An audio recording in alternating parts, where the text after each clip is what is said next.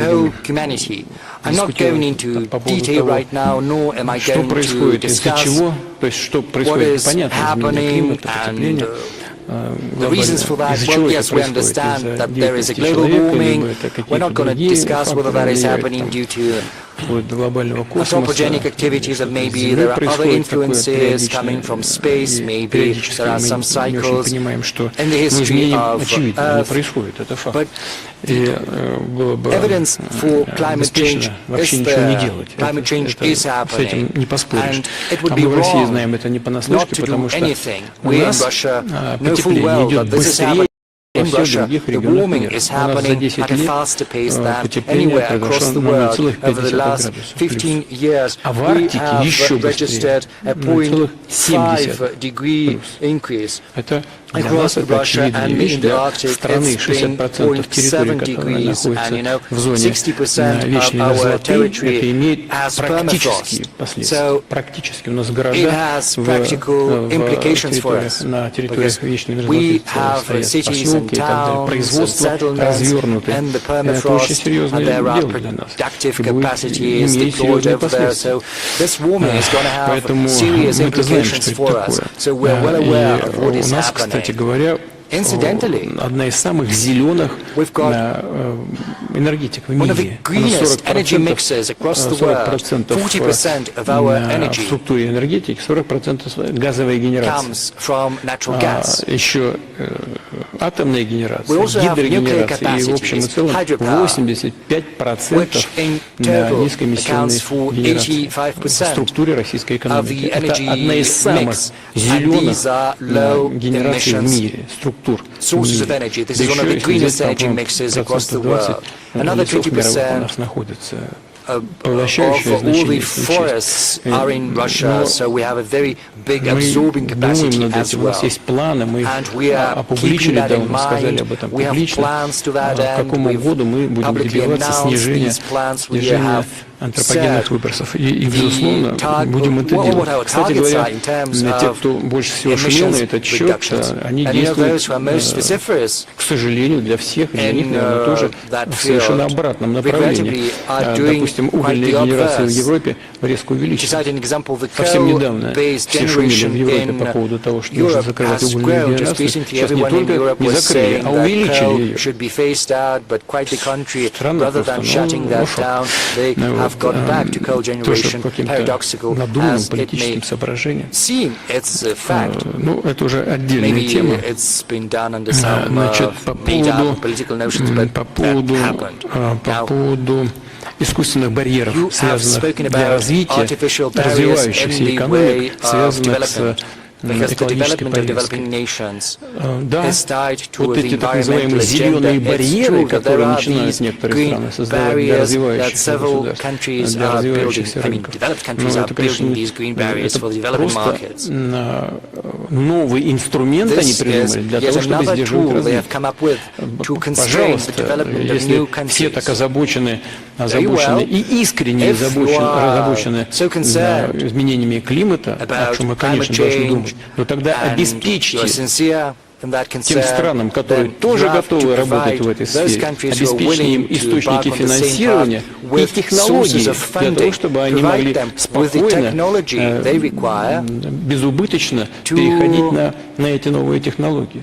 А иначе что, они должны тащиться в хвосте прогресса? И справедливо некоторые говорят, ну вы-то, те, кто от нас требуете сегодня немедленного перехода на новые технологии, вы-то использовали все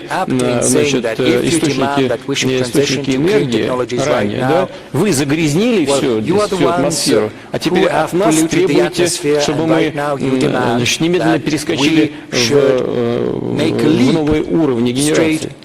Ну как же мы можем это сделать? Или мы должны тратить все последние наши ресурсы на новые технологии, да? Которые должны у вас и закупать, и вам платить опять же за это.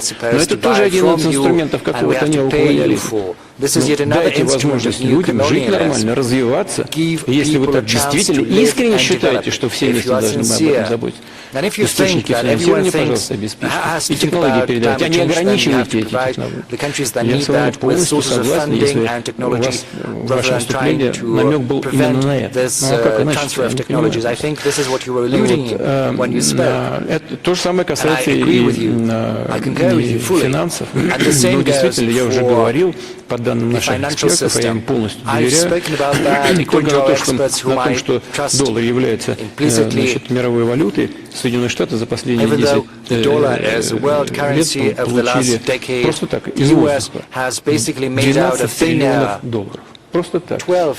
За счет того, что они имитируют, раздают, потом эти же деньги поступают, как правило, в их банки, в их финансовую систему, и там еще стригут, получают от этого. Но это счетная позиция. Просто так. С неба сваливаются эти деньги. И это, конечно, тоже все должны учитывать. Но если эти деньги за счет эмиссии существуют, получаете доход вот так вот, просто так сверху. Вот источник финансирования, в том числе и экологической повестки. Дайте, поделитесь тогда этим доходом, который с неба вам свалился. Значит, если вы так обеспокоены экологической ситуацией. Здесь, если у вас был намек на это, вы абсолютно правы. Здесь трудно с этим не согласиться. Так и надо делать. Пожалуй, то есть добавить еще много чего есть.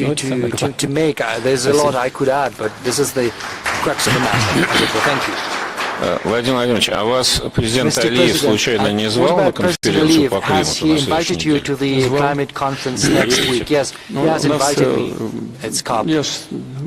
Я был там не так давно.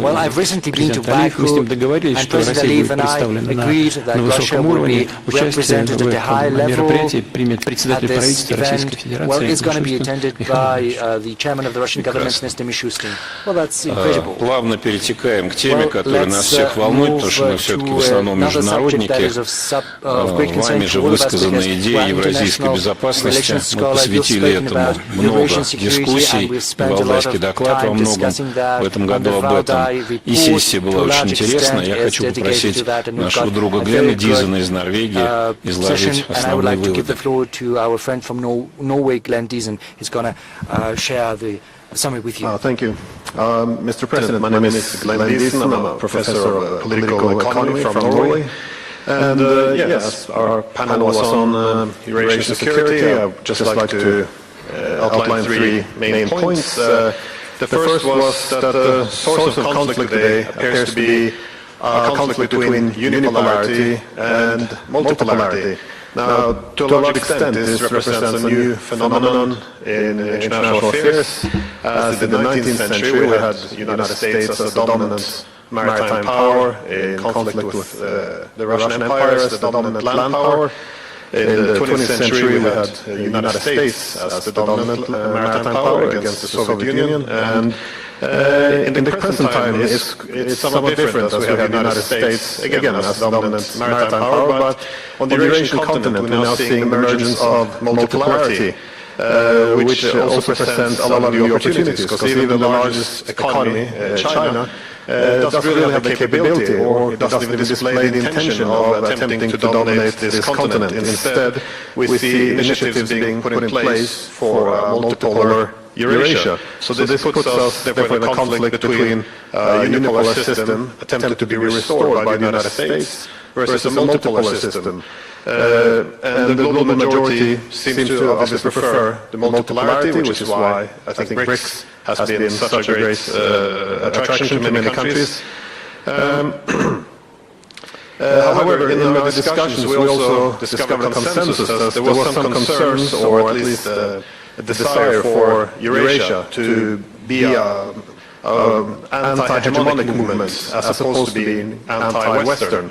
As the objective should be to harmonize interests and end this era of bloc politics as opposed to Eurasia merely becoming a bloc. And again, the attraction of BRICS countries towards this Eurasian format largely rested on this idea that we could overcome the bloc politics rather than succumbing to it. The second point we had was that the appeal of Eurasia is also, to a large extent, the multi-vector foreign policy. This is the ability to diversify economic connectivity with all the major poles of power. And this is seen as a necessity to, or a requirement to have more political independence, to have more autonomy in foreign policy, and not merely be a spectator in international affairs.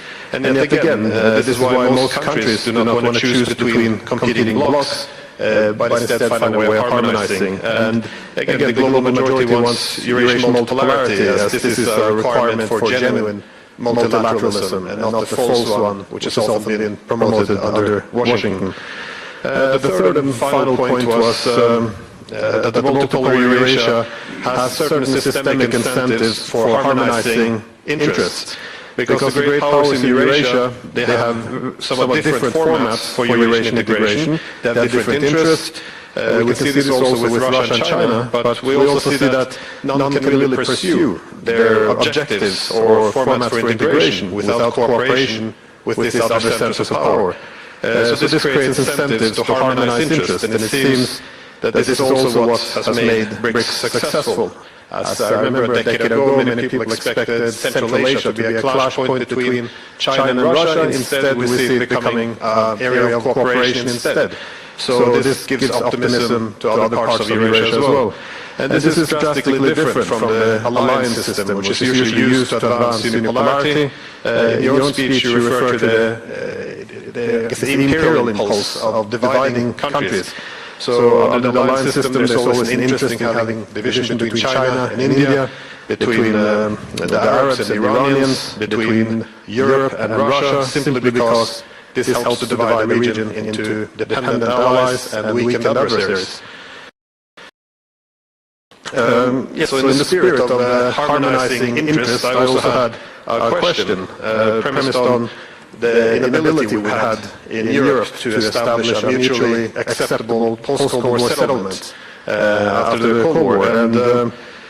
And I think this has been a source of many of our tensions. We never established a system based on invisible security. Instead, we returned to bloc politics and abandoned some of the hopes we initially had in the early 90s by instead going with NATO expansion. So my question was if Eurasian multipolarity can offer a different format for cooperation between Russia and Europe as well. I ask this because I had a few years ago a book with the title Europe as the Western Peninsula of Greater Eurasia, and I was wondering on your opinions if you see any possibility for such a path forward. Thank you. Please forgive me. Sorry. Could you please repeat what you were saying in the end? Could you formulate the question yet again, please? Sorry, well, my question was premised on the idea that across Eurasia we've seen many countries being able to overcome their differences, their political differences, through economic connectivity. We see this, for example, the deals the Chinese were promoting between the Arabs and the Iranians.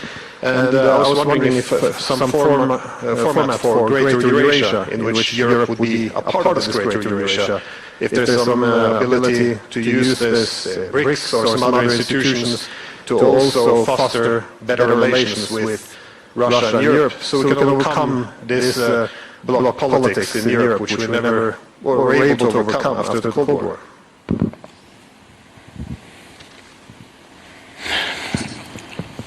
Вы знаете, после того, как холодная война закончилась, в принципе, был шанс преодолеть это блоковую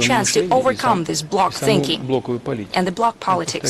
I can repeat it. After the Cold War came to an end, there was a chance to overcome the bloc mentality and the bloc politics. Но я уже говорил в своем выступлении. However, as I mentioned in my statement, уверен, что просто Соединенным Штатам это было не нужно. Видимо, они там подиспугались, что контроль за Европой будет ослаблен. И хотели сохранить его и сохраняют, больше того, усилили контроль. Просто мне думается, что это просто приведет, когда-то приведет все равно к ослаблению этой системы подчиненности вассальной. Ну, мы же видим, что... я не, знаете, я сейчас не вкладываю в то, что сейчас скажу, ничего плохого, я не хочу ни в чем никого не обвинять, не упрекать, там, боже упаси. Но мы же видим, что многие европейские страны, ну, практически все страны Европы, члены НАТО, они во вред своим интересам совершают действия, которые идут на пользу американской политики, американской экономики. Ну, чего там, в США, в некоторых штатах, энергоносители стоят в 3, в 4, а то и в 5 раз дешевле, чем в странах Евросоюза. Ну, конечно, да, значит, сознательно принимают решения по налоговой системе. Ну, там, снижают налог на прибыль, допустим. Создают условия для перевода предприятий, отраслей из Европы на территорию США. И некоторые переезжают. Сначала это коснулось тех, которые непосредственно связаны с первичным источником энергии. Это производство удобрений, стекольная промышленность, еще некоторые другие производства. Они просто свернули свою деятельность, стало нерентабельно, перебираются туда. Потом это на втором передел. Сейчас вот затронуло. Так или иначе это связано с металлургической промышленностью, а потом сейчас вот автомобильную промышленность затронуло. Можно сколько угодно сваливать, правительство сколько угодно могут сваливать на якобы неэффективную работу менеджмента той или иной компании, но это результат их политики прежде всего. Правительственной политики. А потом в этих условиях менеджмент должен был что-то делать, чтобы спасать свои предприятия, рабочие места, но не всегда это возможно. Вот. А если, и поэтому вот тот конфликт, который сейчас, к сожалению, участниками которого мы, к сожалению, являемся, он позволил Штатам добиться вот этого укрепления своей ведущей роли, мягко говоря, вот, полуколониальная зависимость стран оказалась. Честно говоря, даже я этого не ожидал. То же самое с Японией происходит. Мы ничего плохого Японии сделали. Это ничего вообще. Ни одного шага, ни одного слова. Они взяли против нас санкции. С какого перепуга? Ну, вопрос возникает, а что с этим делать? Ну, мы же ничего не делали, есть коллеги из Японии, наверное, вопросы будут такие. Вот. С Европой еще хуже. Знаете, я уже говорил, но я не откажу себе в удовольствии вспомнить разговор с бывшим канцлером ФРГ Колем в 1993 году, когда мне посчастливилось присутствовать при его разговоре с бывшим мэром Петербурга, я еще не забыл немецкий язык, я в качестве переводчика между ними функционировал. Он вообще отпустил переводчика, я остался, и я переводил. Для меня, как в недавнем прошлом сотрудника внешней разведки Советского Союза, было удивительно слышать то, что он говорил. Честно говоря, я вот говорил, там, слушал, переводил. Я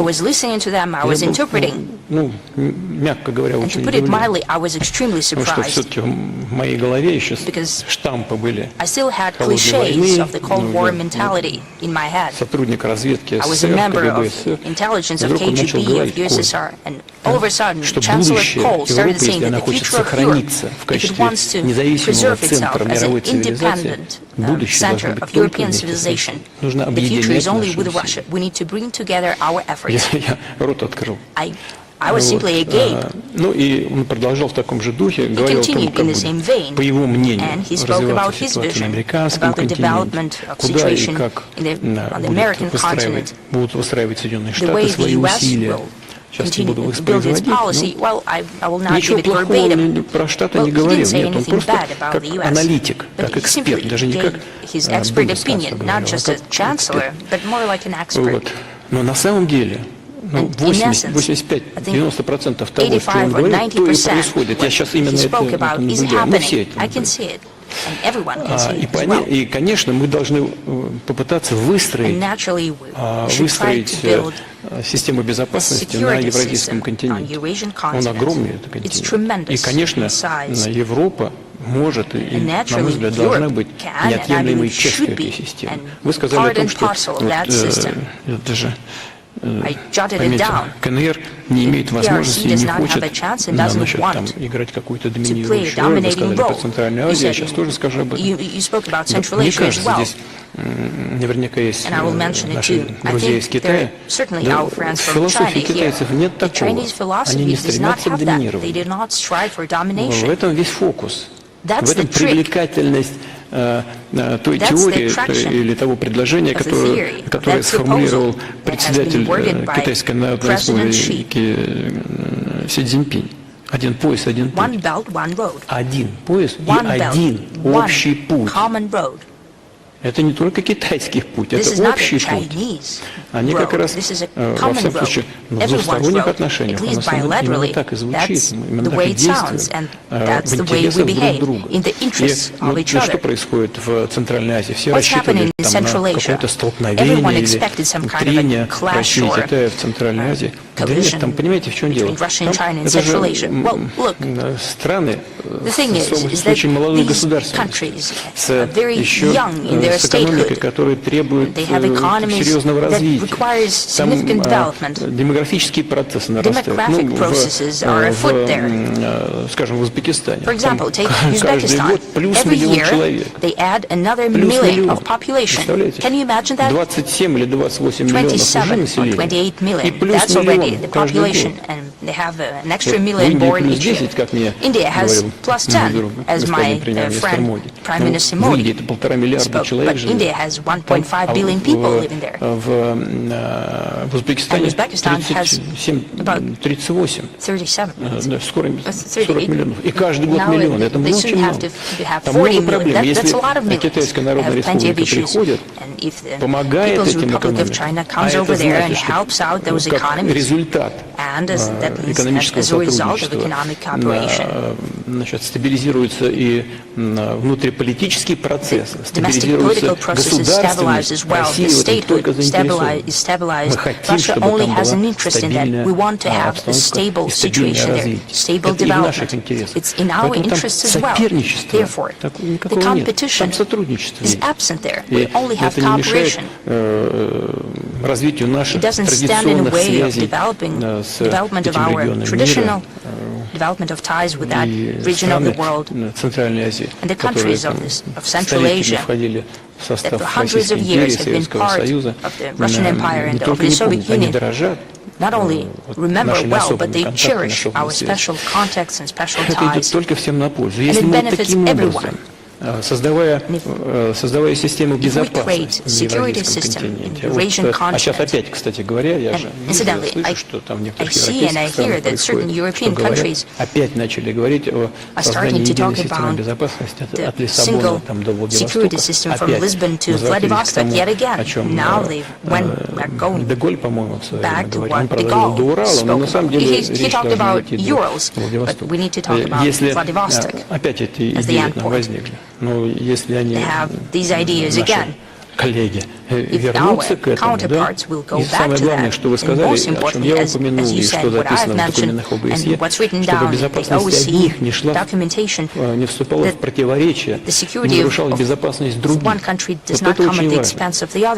Значит, и если мы это все сделаем, если повысим, как вы тоже упомянули, уровень доверия, вот сейчас самая главная проблема на нашем евразийском континенте, главное между Россией и европейскими странами, это дефицит доверия. Можно как угодно ругать Россию, и, наверное, мы тоже допускаем много ошибок. Когда нам, слушайте, говорят, что мы пошли на подписание Минских соглашений по Украине только для того, чтобы дать возможность Украине перевооружиться, и совсем не собирались мирным образом способом решать этот конфликт. Но какое же доверие может идти речь? Вы что, ребята? Какое доверие? Вы прямо публично заявили, что вы нас надули, соврали нас и обманули. А какое доверие? Но нам нужно вернуться к этой системе доверия. system of mutual trust. With time, I don't know, we can discuss it till early hours of the morning. It's the first step to create a single Eurasian security system. Is it possible to know? Chancellor Kohl, whom I spoke about at the beginning, said that it's not just necessary, but it's an imperative, and I share his point of view. Владимир Владимирович, а почему вы думаете, Mr. President, что господин why do Коль you think that Chancellor был Kohl более was more искренним, чем genuine вот госпожа Меркель, than Chancellor которую Merkel, вы потом упомянули, whom you про Минский mentioned процесс, later который during the говорит? Minsk process? Вы знаете, мы Well, сидели you know, втроем. there were the three of us sitting в down Бонне. Это еще in было в Bonn. Бонне. That was Правительство back in ФРГ Bonn. находилось в Бонне. The government И просто беседовали. of Germany was in Bonn. And we Госпожа simply Меркель, talked to each которую вы other. вспомнили, она Madam все-таки Merkel, говорила Chancellor Merkel, в условиях she определенного spoke общественного давления under и в certain условиях social кризиса. pressure and during Это a все-таки crisis. разные These are ситуации. different kinds of Он situations. спокойно рассуждал. Kohl had a Он просто в contemplated свободном and режиме he just излагал simply свою presented точку his зрения. vision. Не только в отсутствии прессы. Not only without Меркель press. говорил And на прессу, да? Chancellor Merkel Для spoke for the прессы. press. А он говорил не для прессы, With он даже media переводчика presence. своего убрал. He even got rid of his interpreter. Поэтому See? я исхожу из того, что Therefore, он был I абсолютно believe that he was искренен. absolutely genuine. Еще, если можно, один вопрос, One more продолжение question. темы, которую Глен поднял. If you'd И allow, вы following упомянули, up on население Glenn's question, растет в and соседних that you странах. И mentioned в that the речи своей вы population is говорили growing о in neighboring миграционных countries, потоках. and you also spoke Сейчас about очень migration горячая waves. тема Now it's a везде, hot и у нас в topic том числе. everywhere, in Russia as well. Вы видите это как часть евразийской Do you see that безопасности? as part of Обсуждаете ли вы Eurasian это с security? Do коллегами you по discuss Евразии? with your counterparts Да, конечно, мы about очень Eurasia? часто это обсуждаем. Yes, we Я уже discuss that говорил, quite often. вот сейчас I у have нас already said it. исторически низкий уровень Now we have безработицы, a historically low level of 2,4%, фактически нет безработицы, у нас есть 2.4%. Basically, нехватка рабочих no рук. unemployment. И, конечно, We have нам deficit для of labor. развития экономики For the development нужны of our рабочие economy, we руки. need И labor. более того, отсутствие должного количества Moreover, рабочих рук the это lack of является the на necessary сегодняшний number день of workforce одним из основных is препятствий one of the нашего main экономического hurdles роста. towards our У нас вот economic прямо growth. сейчас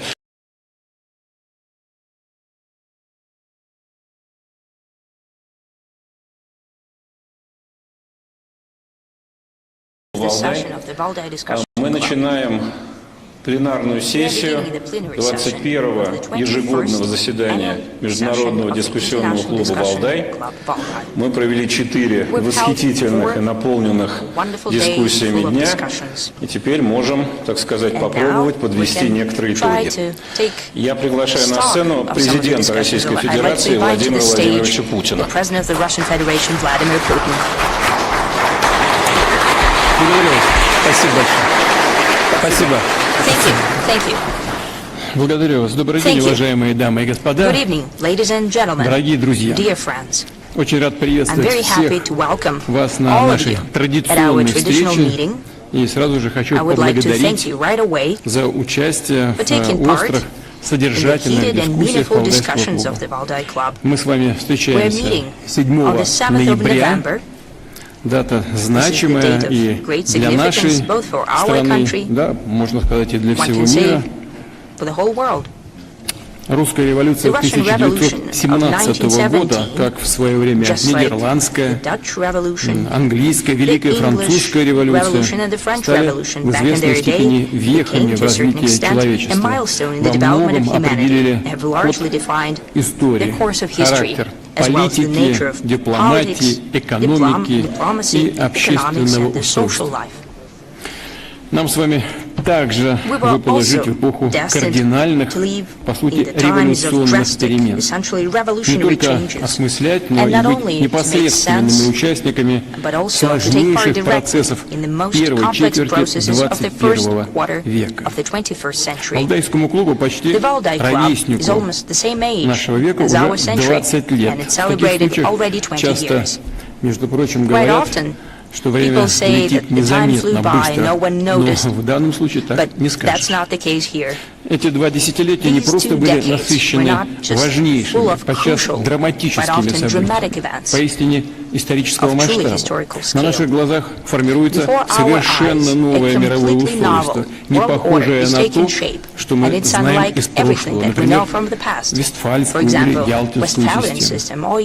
Поднимаются новые державы. Народы четче и яснее осознают свои интересы, свою самоценность, самобытность и идентичность.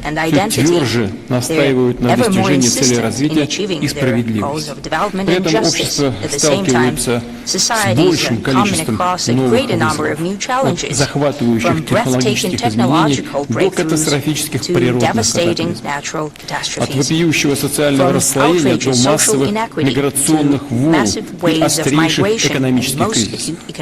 Эксперты говорят об угрозах новых региональных конфликтов, глобальных эпидемий, о сложных и неоднозначных этических аспектах взаимодействия человека и искусственного интеллекта, о том, как сочетаются друг с другом традиции и прогресс.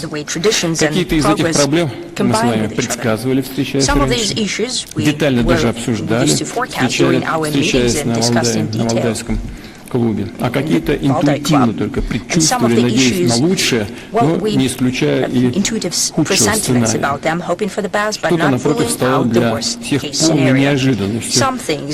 Действительно, динамика очень сильная, непредсказуем современный мир, это уж точно. Если оглянуться на 20 лет назад и оценить масштаб изменений, а затем спроецировать эти изменения на предстоящие годы, положить, что следующее 20-летие будет не менее, а то и более сложным. А насколько, конечно, зависит от множества, большого количества факторов. Для того, чтобы их проанализировать, попробовать что-то спрогнозировать, я так понимаю, вы собираетесь на Валдайском клубе. Наступает в некотором смысле момент истины. Прежнее устройство мира безвозмездно, безвозвратно уходит, можно сказать, уже ушло, а за формирование нового разворачивается серьезная, непримиримая борьба. Непримиримая прежде всего по той причине, что это даже не схватка за власть или за геополитическое влияние. Это столкновение самих принципов, на которых будут строиться отношения стран и народов на следующем историческом этапе. От его исхода зависит, сможем ли мы все вместе совместными усилиями построить мироздание, которое позволит развиваться всем, решать возникающие противоречия на основе взаимного уважения культуры цивилизации, без принуждения и применения силы.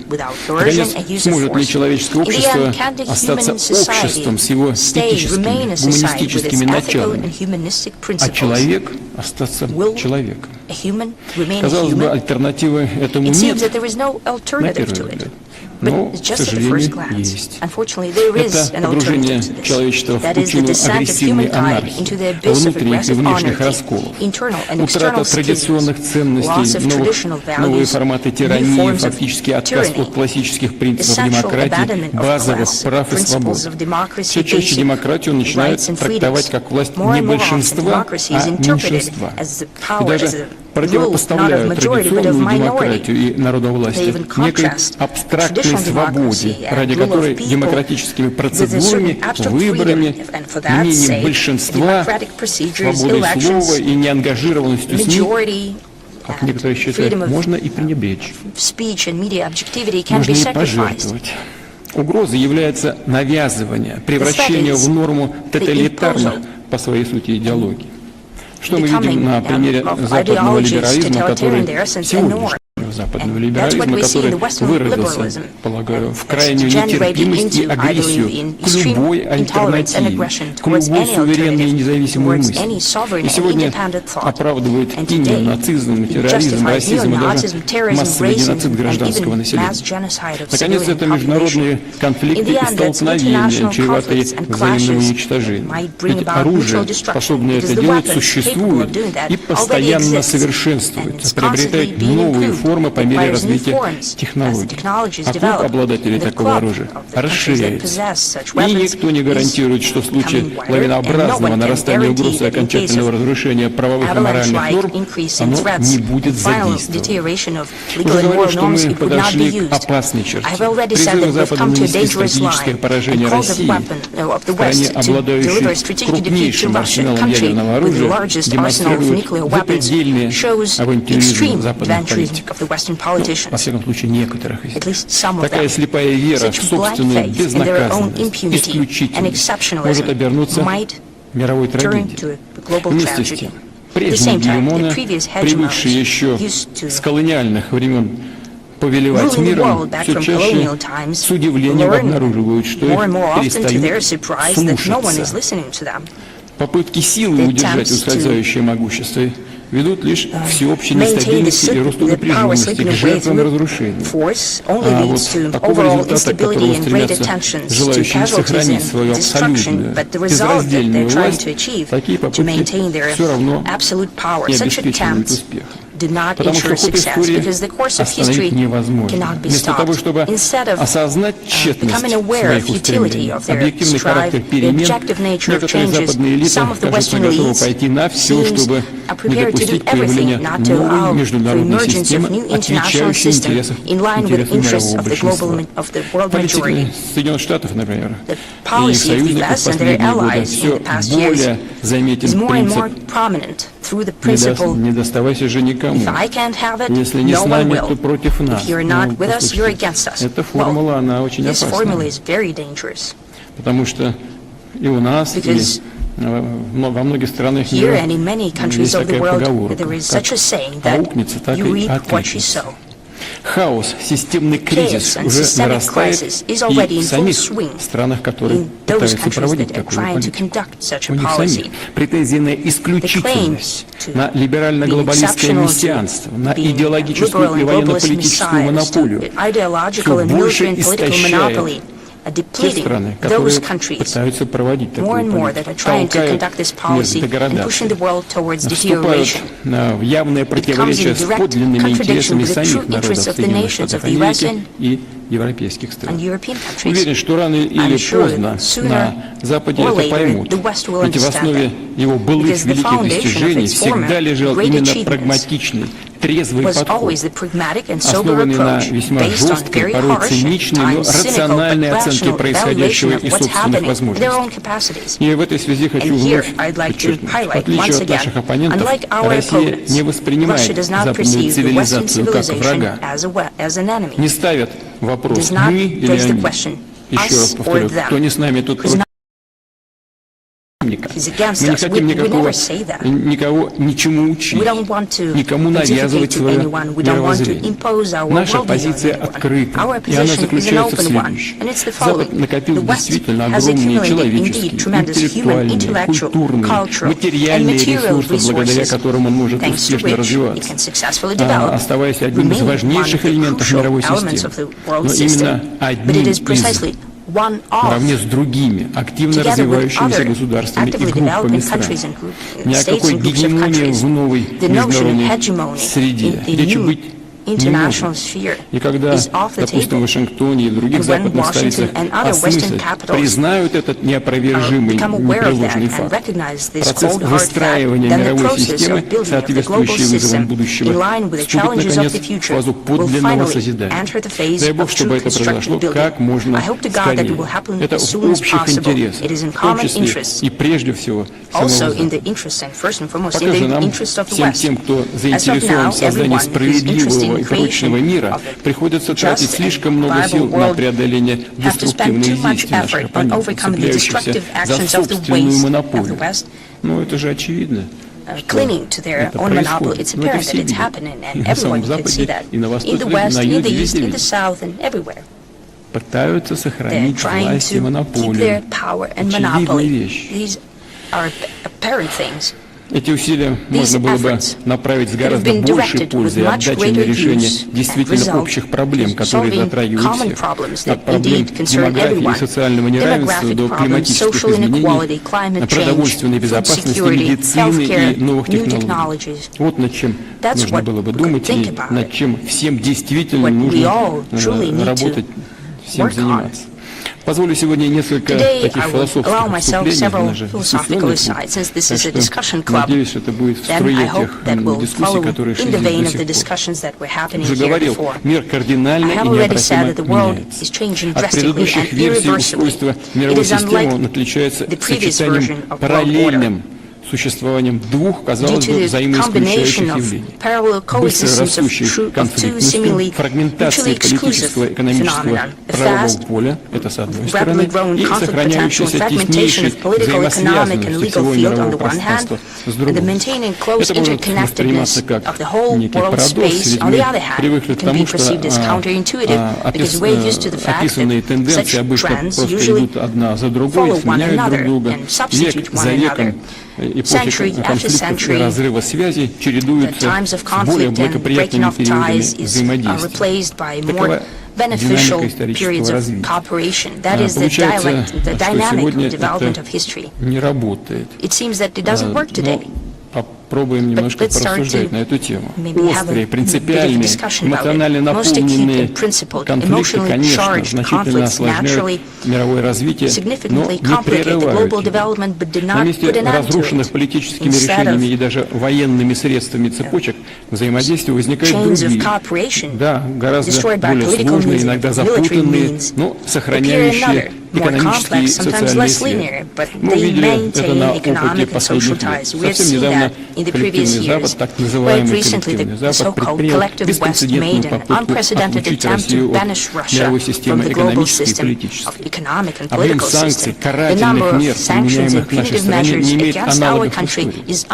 Наши оппоненты предполагали, что нанесут России сокрушительный нокаутирующий удар, от которого она уже просто не оправится, перестанет быть одним из ключевых элементов международного обихода. Думаю, нет нужды напоминать, что произошло в реальности.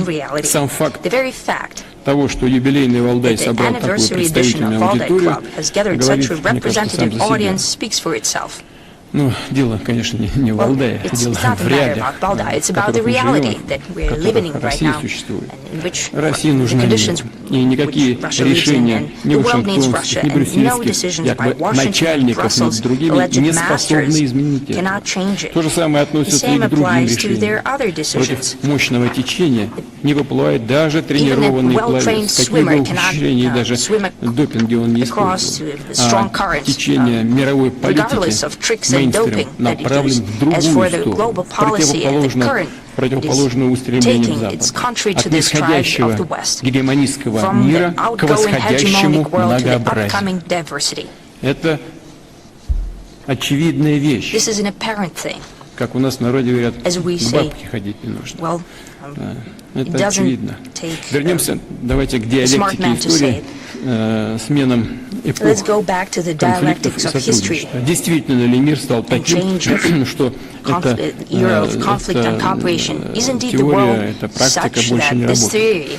Попробуем взглянуть на происходящее сегодня под немного другим углом зрения. А в чем, собственно, состоит конфликт и кто в нем участвует в этом конфликте сегодняшнего дня?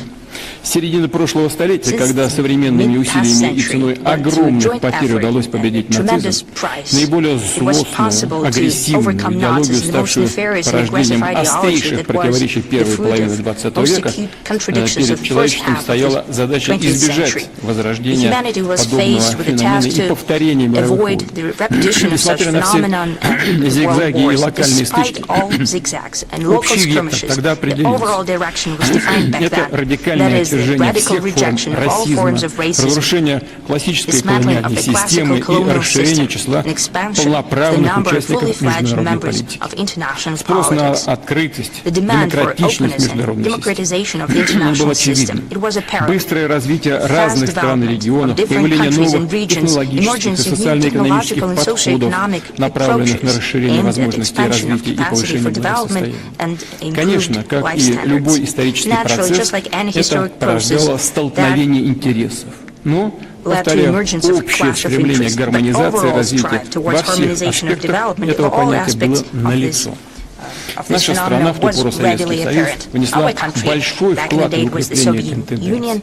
СССР помогал государствам, освободившимся от колониальной или неоколониальной зависимости, будь то Африка, Юго-Восточная Азия, Ближний Восток или Латинская Америка. И отдельно напомню, что именно Советский Союз в середине 80-х годов прошлого века выступил за прекращение идеологической конфронтации, за преодоление наследия холодной войны, собственно, за прекращение самой холодной войны, и затем за преодоление наследия тех барьеров, которые мешали единству мира и его всеобъемлющему развитию. Да, у нас сложные отношения к тому периоду, учитывая, во что в итоге вылился курс тогдашнего политического руководства страны. С некоторыми трагическими последствиями нам приходится справляться, бороться до сих пор. Но сам порыв, хочу это подчеркнуть, сам порыв, пусть и неоправданно идеалистический со стороны наших руководителей, да и нашего народа, порой даже наивный подход, как сегодня мы это видим, без сомнения, диктовался искренним пожеланием мира и всеобщего блага, что на самом деле исторически присуще и характеру нашего народа, и его традиций, и системе ценностей духовно-нравственных координаций. Но почему такие устремления привели к противоположным результатам? Вот вопрос. Ответ мы знаем, и я уже неоднократно так или иначе упоминал об этом, потому что другая сторона идеологического противостояния восприняла происходящие исторические события не как шанс переустроить мир на новых справедливых началах и принципах, а как свой триумф, победу, как капитуляцию нашей страны перед Западом. А значит, как возможность по праву победителя устанавливать собственное полное доминирование. Я уже как-то говорил об этом, но сейчас вскользь не буду называть имен, но в середине 90-х, в конце 90-х от одного из тогдашних политических деятелей США прозвучало: теперь мы будем относиться к России не как к побежденному противнику, а как к тупому инструменту в наших руках. Вот этим руководствовались. Не хватило ни широты взгляда, ни общей культуры, ни политической культуры, ни понимания того, что происходит, и незнания России. В том, как Запад превратно и в своих интересах истолковал то, что считал итогами холодной войны, как стал перекраивать под себя мир, его беспардонная и беспрецедентная геополитическая жадность — вот подлинные истоки конфликтов нашей исторической эпохи, начиная с трагедий Югославии, Ирака, Ливии, а сегодня и Украины, и Ближнего Востока. Некоторым западным элитам показалось, что наступившая монополия, их монополия, момент однополярности в идейном, экономическом, политическом и даже отчасти военно-стратегическом смысле и есть станция назначения. Все, приехали. Остановись на мгновение, ты прекрасна. Как самонадеянно тогда было объявлено, чуть ли не конец истории. В этой аудитории нет нужды объяснять, насколько близоруким и ошибочным оказалось это суждение. История не закончилась, напротив, вступила просто в новую фазу. И дело ведь не в том, что какие-то зловредные враги, конкуренты, подрывные элементы мешали Западу в установлении своей системы мировой власти. Скажем честно, после исчезновения СССР модели советского социалистического модели советской социалистической альтернативы вообще многим в мире поначалу показалось, что монопольная система пришла надолго, чуть ли не навсегда. И к ней нужно просто приспособиться. Но она зашаталась сама по себе, сама под грузом амбиций и алчности этих западных элит. А когда они увидели, что в рамках даже той системы, которую они создали под себя, после Второй мировой войны, конечно, надо признать, победители создавали ялтинскую систему под себя. А потом, после Холодной войны, якобы победители в Холодной войне начали создавать под себя, корректируя эту ялтинскую систему. Вот в чем проблема-то. Ну так вот, которую они создавали под себя своими собственными руками, начинают преуспевать и лидировать совсем другие. Вот чего они увидели. Систему is now создали, вдруг successfully being появляются там другие used лидеры by в рамках этой others. системы. There are now new То, leaders within безусловно, that они system. тут же взялись Naturally, they started корректировать и to эту систему, correct and созданную tweak уже the ими system под that себя. have created Начали for their own нарушать те же good. самые And they правила, started to о которых violate говорили the very rules вчера. that they spoke about Менять ими же самими yesterday. They установленные started to правила. change the rules set by themselves. Так какой же So what конфликт kind мы of наблюдаем conflict сегодня? do we see today? Убежден, I'm это convinced вовсе that не it's not the конфликт conflict of всех со всеми, everyone against вызванный everyone, отступлением от caused by the неких violation of правил, certain о которых нам rules that часто we have твердят на Западе. been Вовсе often нет. told about Мы from the видим West. конфликт Not at между all. We see the подавляющей conflict частью between населения the планеты, overwhelming которая хочет жить и population развиваться of the во planet that wants взаимосвязанном to мире, live and огромного develop in an количества interconnected возможностей, и world of мировым tremendous number of меньшинством, opportunities, and которое the озабочено global только одним, minority как я concerned уже by one говорил, thing, as I've сохранением already said, своего maintaining their доминирования. domination. И ради этого And to оно that готово end, it's разрушать prepared to destroy the достижения, achievements ставшие that результатом became the длительного result of развития long-term в направлении development всеобщей towards a мировой comprehensive системы. global system. Но из этого, как видим, But ничего nothing will не come of it, получается. as we can see. И не получится ничего. При этом Nothing сам doing. Запад At the same лицемерно time, the West пытается itself всех нас is убедить, что под hypocritically угрозой trying то, to чего convince all of us добивалось that what's at человечество после stake is Второй мировой everything that войны. humanity Ничего подобного. achieved after the Я сейчас Second World только что об War. этом упомянул. Nothing of the И sort. Россия, и I've just подавляющее said it. большинство стран Both как раз Russia and an стремится к тому, overwhelming чтобы majority of the укрепить дух countries are международного indeed прогресса trying и to стремления strengthen к the прочной spirit миру, of который international составлял progress and стержень strive развития towards середины sustainable прошлого peace столетия. that was the core А под of угрозой development на самом since деле совсем другое. past century. At Под угрозой stake как раз эта монополия is a Запада, very которая different thing, возникла the monopoly of the West после развала that Советского emerged Союза, after обретенная dismantling им на of the некоторое Soviet время, Union в конце that 20-го was acquired by столетия. for a Но, time еще раз during хочу the это end of the сказать, 20th да и century. здесь Yet again, присутствующие в этом зале I like to highlight, понимают, and everyone любая present here understand монополия, that any как нам monopoly, известно as we из know истории, рано или from поздно history, comes to an заканчивается. end. Sooner or Иллюзий здесь later, быть не может. there could be Да и no монополия это illusions всегда here. вредная вещь, A monopoly даже для is самих a bad монополистов. thing, even for the Политика monopolists элит themselves. The коллективного Запада policy of the влиятельна, elites но of по the числу collective участников West весьма of the powerful, ограниченного but rather клуба a limited нацелена club не as for the вперед, number of не на participants is not созидание, looking forward, а назад, not на aimed удержание. towards constructive Любой building, but it's looking любитель спорта, backwards, trying to не говоря maintain о advantage. профессионалах, Any в футболе, sports fan, хоккее, not even в talking about любых видах professionals in sports, единоборств, in hockey, in all знают, types of martial arts, игра на they удержание know практически that всегда trying to simply ведет maintain к the поражению. advantage is always a losing game. Возвращаясь к диалектике истории, Going можно back to the сказать, что dialectics of параллельное history, we существование can say that parallel конфликтности и existence стремление of к conflict гармонии, potential and конечно, the strive towards неустойчиво. harmony is naturally Противоречия unsustainable.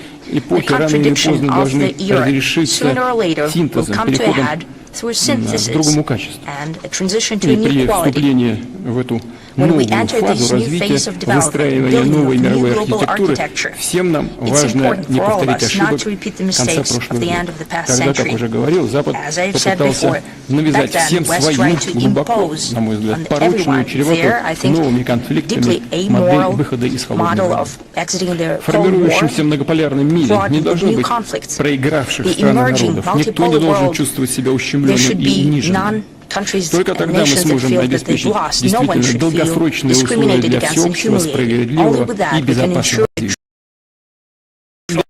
И just and safe взаимодействие development. уже сейчас, The без strive towards сомнения, cooperation берет and верх. interaction is now, Преодолевая without doubt, острейшие gaining the ситуации, upper hand, overcoming можно most смело acute сказать, что это и situations. есть We can boldly say международный that it is мейнстрим, indeed the international магистральное mainstream and течение course of событий. events. Конечно, находясь в Naturally, эпицентре being at ground zero of тектонических tectonic сдвигов, shifts вызванных caused глубинными by изменениями sea мировой changes in системы, global трудно system, it's hard to предсказывать forecast the будущее. future. А поскольку нам But as we know, известно the общее general направление direction of изменений change от гегемонии from к hegemony сложно to a устроенному миру complex многостороннего world of multilateral сотрудничества, cooperation, можно we can попробовать try очертить to хотя бы draw некоторые certain грядущие контуры. Вот наступая certain на Валдайском outlines of the форуме в прошлом future. году, Speaking at позволил the себе Valdai Forum изложить last 6 year, принципов, которые, на I've наш spoken взгляд, about 6 должны быть principles положены в that основу we believe should отношений be на the новом foundation историческом for этапе relations развития. at the new historical stage. Произошедшие The события и events время, and the на мой time that взгляд, has только passed since then, I подтвердили и believe, only справедливость, и confirmed обоснованность выдвинутых The proposed предложений. notions were both Я justified попробую их and well-founded. развить. I will try to Первое. build on them. открытость взаимодействия является важнейшей ценностью для подавляющего большинства стран и народов.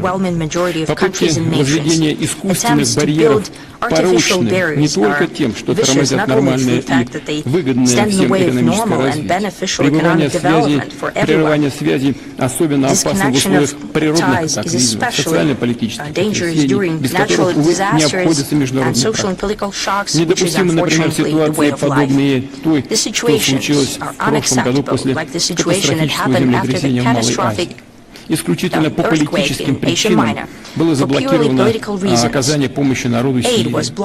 Некоторые районы, которые сильно пострадали от удара стихии. И такие примеры, когда эгоистические, конъюнктурные интересы препятствуют реализации всеобщего блага, вовсе не единичны. Безбарьерная среда, о которой говорил в прошлом году, это залог не только экономического процветания, но и удовлетворения острых гуманитарных нужд. А в условиях новых вызовов, среди которых и последствия стремительного развития технологий, человечество просто жизненно необходимо объединять интеллектуальные усилия. Показательно, что основными противниками открытости стали сегодня те, кто совсем недавно, больше всех поднимали ее на щит. Сегодня те же силы и люди пытаются использовать ограничения как инструмент давления на инакомыслящих. Из этого ничего не выйдет по той же самой причине. Огромное мировое большинство за открытость без политизации. Второе. Мы всегда говорили о многообразии мира как обязательном условии его устойчивости. Может показаться парадоксом, чем пестрее, тем сложнее выстроить единую картину. И, конечно, универсальные нормы здесь должны помочь. Могут ли они это сделать? Спора нет. Это сложно, не просто сделать. Во-первых, не должно быть ситуации, когда модель одной страны или относительно небольшой части человечества берется за что-то универсальное и навязывается всем остальным. И второе, никакой условный, даже вполне демократически выработанный кодекс невозможно взять раз и навсегда, предписать как директиву, как неоспоримую истину. Международное сообщество – это живой организм, ценность и уникальность которого в его цивилизационном многообразии. Международное право – продукт договоренности даже не стран, а народов. Ведь правовое сознание неотъемлемая и самобытная часть каждой культуры, каждой цивилизации. Кризис международного права, о котором сейчас говорят, это в некотором смысле кризис роста. Объем народов и культур, которые раньше по тем или иным причинам оставались на политической периферии, означает, что их собственные самобытные представления о праве и справедливости играют все более весомую роль. Они разные, отнюдь разные. Отсюда может возникнуть впечатление разнобоя и какофонии. Но это лишь первый этап становления. И убежден, что новое устройство возможно только на принципах многоголосия, гармоничного звучания всех музыкальных тем. Если угодно, мы движемся к мироустройству не столько полицентрическому, сколько полифоническому, в котором слышны и, главное, должны быть услышаны все голоса. Тем, кто привык и хочет исключительно солировать, придется привыкать к новой мировой партитуре.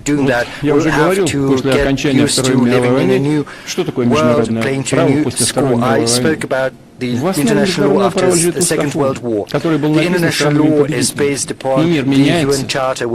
Конечно, появляются новые центры силы. Мощные экономики растут. Выходят на первое место. Ну, конечно, нужно, чтобы правовое регулирование тоже менялось. Конечно, аккуратно это надо делать, но это неизбежно. Право отражает жизнь, а не наоборот. Третье, мы не раз говорили, что новый мир может успешно развиваться только на принципах максимальной представительности. Опыт последних пары десятилетий наглядно продемонстрировал, к чему приводит узурпаторство, чье-то стремление присваивать себе право говорить и действовать как других. Те, кого принято называть великими державами, привыкли и приучились считать, что они имеют право определять, в чем состоит интерес других. Фактически диктовать другим их национальный интерес, исходя из своих собственных. Это не только нарушает принципы демократии и справедливости. Хуже всего, что это, по сути, позволяет реально решать насущные проблемы. Наступающий мир не будет простым или в силу своего многообразия. Чем больше полноправных участников процесса, тем сложнее, конечно, найти оптимальный устраивающийся вариант. Зато когда он найден, есть надежда, что решение окажется устойчивым и долгосрочным. А еще это означает избавиться, это позволяет избавиться от самодурства и импульсивных шараханий. И, напротив, сделать политические процессы осмысленными и рациональными, руководствуясь принципом разумной достаточности. По большому счету, этот принцип заложен же в безопасности. Право вето — это что такое? Право вето — это для чего придумано было? Чтобы не проходили решения, которые не устраивают игроков в международной арене. Decisions that Хорошо the political stakeholders are not happy about do not pass. Is that good or is it bad? Probably not very good, but it creates certain barriers when decisions are to be made. But it's also very good because it prevents decisions from being passed if someone is not happy with them. So it means that you have to get back to the negotiating table and hammer out an agreement. But since the world is becoming multipolar, we have to come up with instruments that will help us expand the use of similar mechanisms in each particular case. A solution has to be not just collective, it also has to involve the participants and the stakeholders that are capable of making a substantive and significant contribution to settling the problem. This involves primarily those who are interested in a positive outcome because their future, security, and hence prosperity depend on that.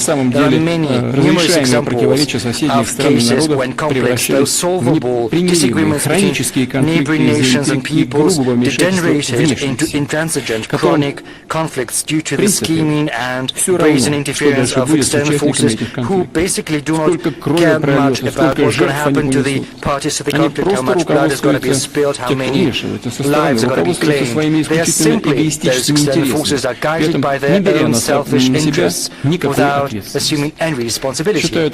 I also believe that regional organizations are going to play a very important role because however difficult the relations between neighboring countries, they are always brought together by a common interest in stability and security. Compromises are vital to achieve the best conditions for their own development. Next, a key principle is universal security for everyone without exception, because the security of one cannot be assured at the expense of the security of others. I'm not saying anything new, it's all in the OSCE documents and it has to be observed. The block-based approach has been bequeathed to us from the colonial times and the Cold War, and it runs counter against the new international system, which is flexible and open. In the world today, only one bloc remains that is brought together by obedience and rigid ideological dogmas, and that is the Atlantic Treaty Organization, and it continues its expansion to the east of Europe, all while trying to project its approaches to other spaces across the world, which is a violation of its founding documents, and this is a blatant anachronism. On many occasions we've spoken about the destructive role that NATO continued to play, especially after the disintegration of the Soviet Union and the Warsaw Treaty Organization, when seemingly the alliance had lost its formal raison d'etre, which had been declared before. I believe the US understood that this tool was becoming, was losing its attractiveness, as it were, but they still needed it, and they still need that to govern and to manage its zone of influence. So they need conflicts. You know, before all the acute crises of today, many European leaders were telling me, why are they using you to threaten us? You know, I'm basically quoting them. And I think the US understood that full well. They felt that. They saw NATO as a second-rate organization, but trust me, I know what I'm saying. But the experts over there understood the need for NATO. How do you keep it attractive? You have to scare them good. You have to sow discord between Europe and Russia, especially between Russia and Germany, France, and hence the coup d'etat in Ukraine and the hostilities in the east, in Donbass. They basically force us to take actions in response, though they got what they wanted. And the same is happening in Asia, on the Korean Peninsula, I suppose. In practice, we see that the world minority is trying to preserve and reinforce its military bloc there by trying to preserve its power. But even within this bloc itself, there is a noticeable understanding that the strict diktat of the big brother in no ways does nothing to facilitate addressing the tasks at hand. And it also is in stark contrast to the aspirations of other countries of the world, because cooperating when it's beneficial, building partnership with anyone who is interested, that is the evident priority of most countries on our planet. It's evident that military, political and ideological blocks are yet another type of hurdles built in the way of the natural development of the nascent international system. I would also like to point out that the very notion of a zero-sum game, where only one party stands to win, whereas everyone else stands to lose, has been born out of the Western political thought. And under the Western dominance, this approach was imposed on everyone under the pretext of its universality. But under no circumstances is that the case. Quite the contrary. The Eastern philosophy, many of you who've gathered here know that, and probably know that firsthand, even better than I do, is based on another approach. And this approach is searching for a harmony of interests when everyone wants to achieve what's most important to them, but not to the detriment of the other party. I win, but you stand to win as well. And Russians win as well in Russia. All the peoples of Russia historically, when that was possible, assumed that it's not the most important thing, you know, trying to push through your opinion by any means possible.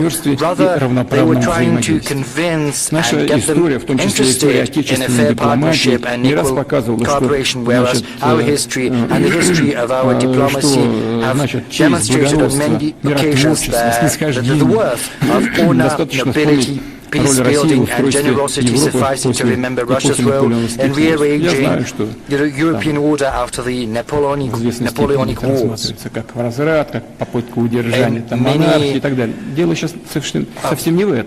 Views, it's seen as trying to keep monarchies in power, but I'm not talking about the specifics, I'm talking about the general trends. And the prototype of a new free, non-bloc, bloc-free type of cooperation between nations and peoples, that is precisely the association built within BRICS.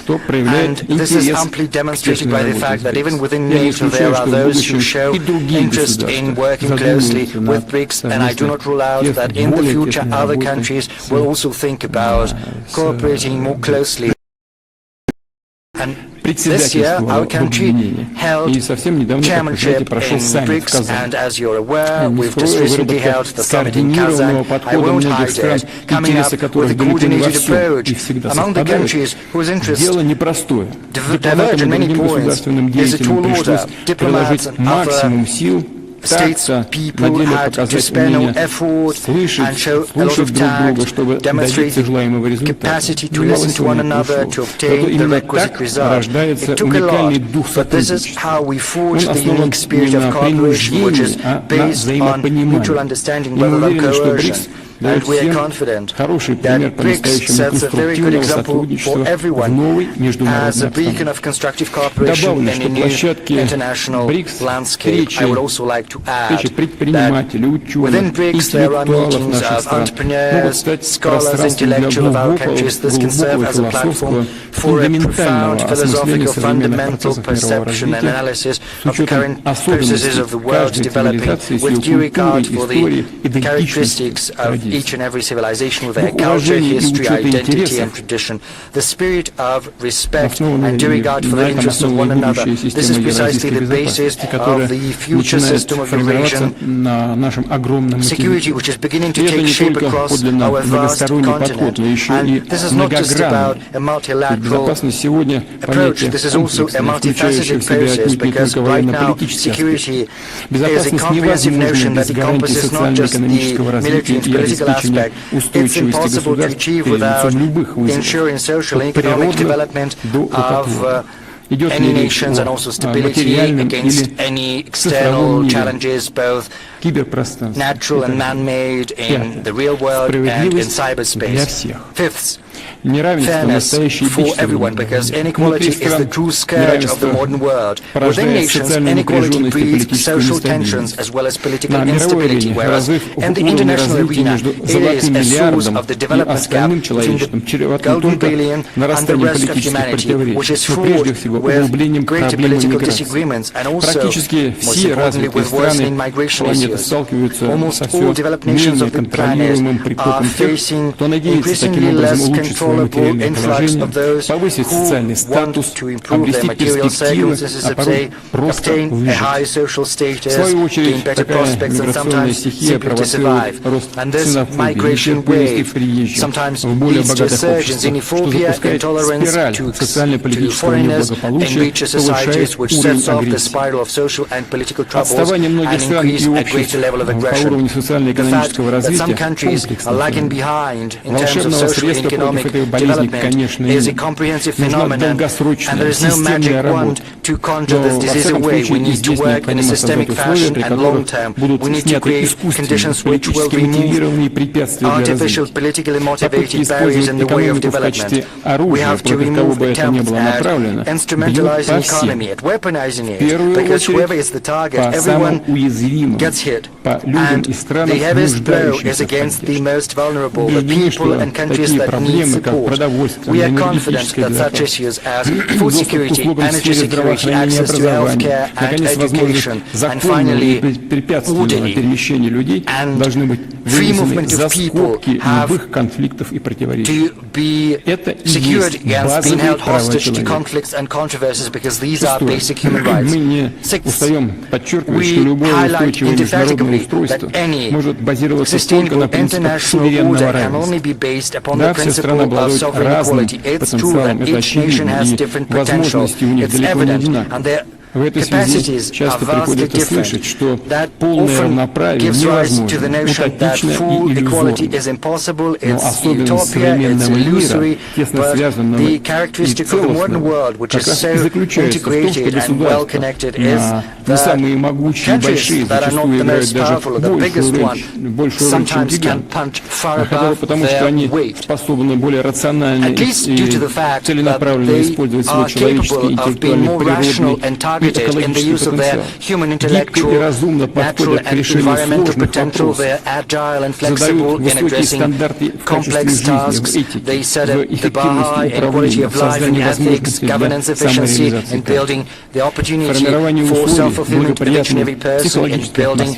a very favorable psychological atmosphere in society which is favorable to the development of science, entrepreneurship, arts, creativity, tapping the talents of young people.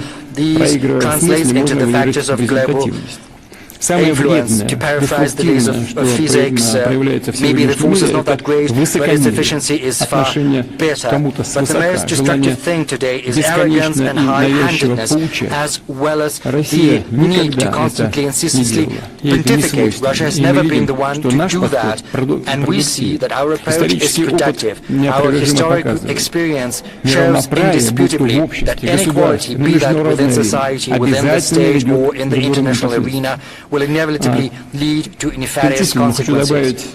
And I would like to add something that I haven't spoken about. Over the many centuries of the Western-centric world, we've seen the emergence of certain cliches and stereotypes, sort of in hierarchy. Allegedly there is the developed world, progressive humanity, a certain universal civilization that everyone is supposed to aspire to, whereas there are also backward and civilized peoples, basically barbarians, and their only mission is to listen unquestioningly to what they're being told and to act at the behest of those who allegedly stand higher than they do on this civilizational ladder. Obviously, this is a cover for a brazen colonial approach aimed at exploiting the world majority. But the thing is, this is a basically racist ideology that has taken root in the consciousness of many people. And this is also a very serious mental hurdle in the way of universal harmonious development. The world today abhors haughtiness, but it doesn't tolerate deafness towards the uniqueness of others. In order to build normal relations, you've got to listen to your interlocutor, you have to understand their logic and cultural background, rather than trying to project on them what you think about them, your own notions. Otherwise, your communication is going to be a dialogue of the deaf, labeling and also exchange of stereotypes. We know about unique cultures of different nations. On the surface, everything looks decent, music, the folklore. They've been elevated, but essentially the economic and security policy remains the same.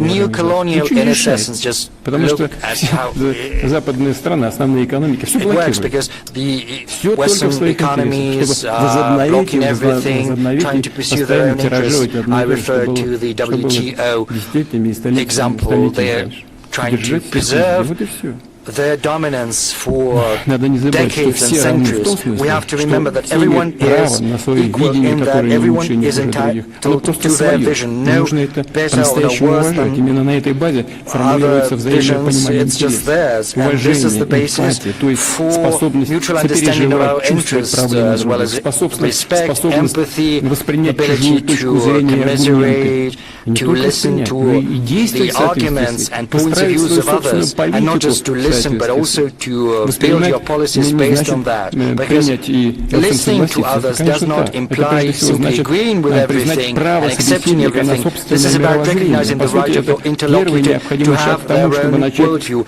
This is basically the first step in the quest for a harmony in your worldviews, because we have to learn to see diversity and differences as something precious and a source of opportunities rather than conflicts. And this is also about the dialectics of history. We understand you and I that the era of drastic transformations will lead to inevitable clashes of interests and shocks. Everyone is going to get to readjust to one another, and probably this interconnectedness of the world, rather than assuage differences, will exacerbate them, making them more jumbled, and the quest for a solution more difficult. Because over the many centuries of its history, humanity has grown accustomed to viewing the use of force as the last resort for resolving differences. Whoever is more powerful is right. Yes, sometimes this principle does work, and it does happen, and a lot of countries are forced to fend for their interests with up in arms, using all means at their disposal, but the world of today is becoming increasingly complex. But sometimes using force to address one problem will breed another problem, and other problems which are going to be even more grave. And we understand that our country has never been the one to initiate the use of force. We only are forced to do that when it becomes clear that our opponent is acting aggressively and is not willing to listen to any type of argument.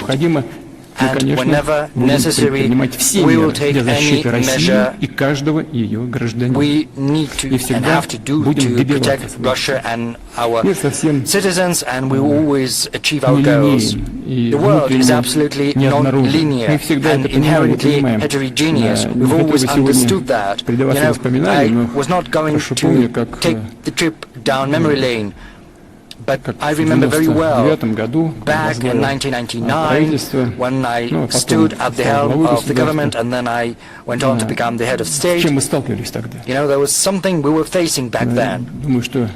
I think the Russian citizens and the experts who are present here remember that very well as well. We remember the forces behind the terrorists in the Northern Caucasus. We know where from and in what size they were getting money and weapons, moral, political and ideological support.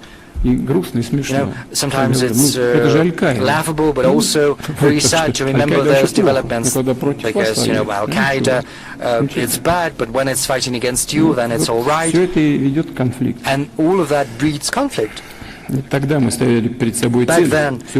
we fixed a goal for ourselves, to use all the time we have, to spare no effort to preserve our country. And it served the interests of all the peoples of Russia, despite the dire economic straits after the 1998 crisis and the armed forces falling into disrepair. We've managed to rise together and repel the attack of the terrorists and went on to rout them. Why did I choose to remind you of that? Because right now there are those who once again come up with the notion that the world without Russia is going to be better off. And they wanted to destroy what was left after the disintegration of the Soviet Union, and right now there are those who think that the world is going to be more obedient, is going to be easier to control without Russia. But on multiple occasions, Russia stopped those who sought world domination, whoever that was. And we're going to do that. And the world is not going to be better. And those who do not understand that they have to realize that it's only more difficult.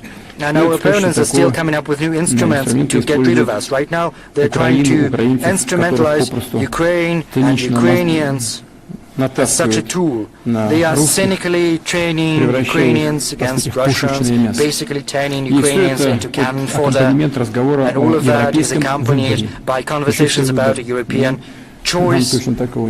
What kind of choice is that? We don't need that, for sure. We will protect ourselves and our citizens. Let no one labor under any illusion to that end. But of course, this is not the end of Russia's world, though dramatic as it may sound, but Russia's very existence is the guarantee that the world is going to preserve its diverse colors, stability and complexity. This is also a safeguard of successful development, and this is not me who is saying that, because our friends from across the world are telling me that. I'm simply repeating them. I would like to reiterate that we're not trying to impose anything on anyone. We're not going to do that. We don't need that. We are guided by our values, interests and notions of what is right, that have deep roots in our identity, history and culture. And we're certainly always open to constructive dialogue with everyone, because whoever has respect for their own culture and tradition will certainly have the same type of respect for other cultures and traditions. Whereas those who are trying to make others behave in an improper manner will inevitably trample their own roots, their civilization and culture. And To a certain Россия extent, this is сегодня what we're witnessing борется today. за свою свободу, Today, Russia за is свои fighting права, for its freedom, свой for its суверенитет. sovereignty and rights. Я вот без преувеличения это говорю, Without потому что на exaggeration, протяжении I'm предыдущих saying that десятилетий because during the вроде как previous внешне decades, все так благоприятно, благопристойно выглядело. Из everything семерки сделали looked so восьмерку. decent because, G7 was спасибо. turned into G. Thank you. We were invited. But what was truly Я happening? же видел. Because I saw Приезжаешь that на ту самую firsthand. восьмерку. Say, you come to the G8, Становится ясно, and it becomes до clear встречи в from the рамках outset восьмерки уже that before the собралась семерочка. G8, the G7 И между had собой что-то a separate пообсуждали, meeting and they had some separate в том числе и отношения conversations России. А потом and they had приглашают discussed Россию. Russia and then they invite Russia to talk with them. Смотришь на это, You look at all of this смотрел сегодня. with a smile. That is how I А look на at it. практике But in так красиво practice, обнимают и по плечу it's a похлопают. great picture, А на a great практике image, делают все наоборот. the hugs, И все это and и все наступают, и наступают, и наступают. patting on the shoulder. Ну, и более But in зримо это practice, they are continuing to move смотрится forward. в контексте on the расширения offensive. НАТО на восток. Обещали, the что не будут, и сегодня most flagrant example is the expansion of NATO to the east. They had promised they were not going to do that, but it was happening, and the same was happening in the Caucasus, and also it was happening with regard to the ABM system. So on any key issue, they didn't care one bit about our opinion. We saw this creeping intervention, which, without any exaggeration, was aimed at demeaning our country and at best at destroying our country from within and from outside. You see what they did to Ukraine. They intervened basically with their bases. In 2008, the Bucharest decision was made to open the doors to Georgia and Ukraine. Where did that come from? Had there been any difficulties in the world affairs? Yes, we did have had some disputes with Ukraine with regard to the gas prices, but we did manage to arrive at a solution. Why did they need to create conditions for a conflict? Because it was crystal clear what the consequences were going to be, but they didn't stop at that. They were trying to project their influence across our historic territories. They were supporting the regime which had clear pro-fascist tendencies. Можно смело сказать и повторить. It wouldn't be an exaggeration to say that and to repeat that. We are not simply fighting for our own freedom and our sovereignty and our rights. We are also fighting for universal rights and freedoms. We are fighting for the chance for every country to develop on the basis of sovereign equality. And this is the mission of our country. And everyone needs to understand there's no use trying to exert pressure on us. But as for coming to an agreement with due regard for the mutual legitimate interests of one another, this is something we've always been ready for, and this is what we've been asking all participants of the international community to do. And if that happens, then the future participants of the Valdai Club, which are still school children, students, PhD candidates, young scholars and novice experts, and 20 years or so on the eve of the centenary of the UN, will probably talk about something more optimistic and life-reassuring than the subjects we have to broach today. Thank you very much for your attention.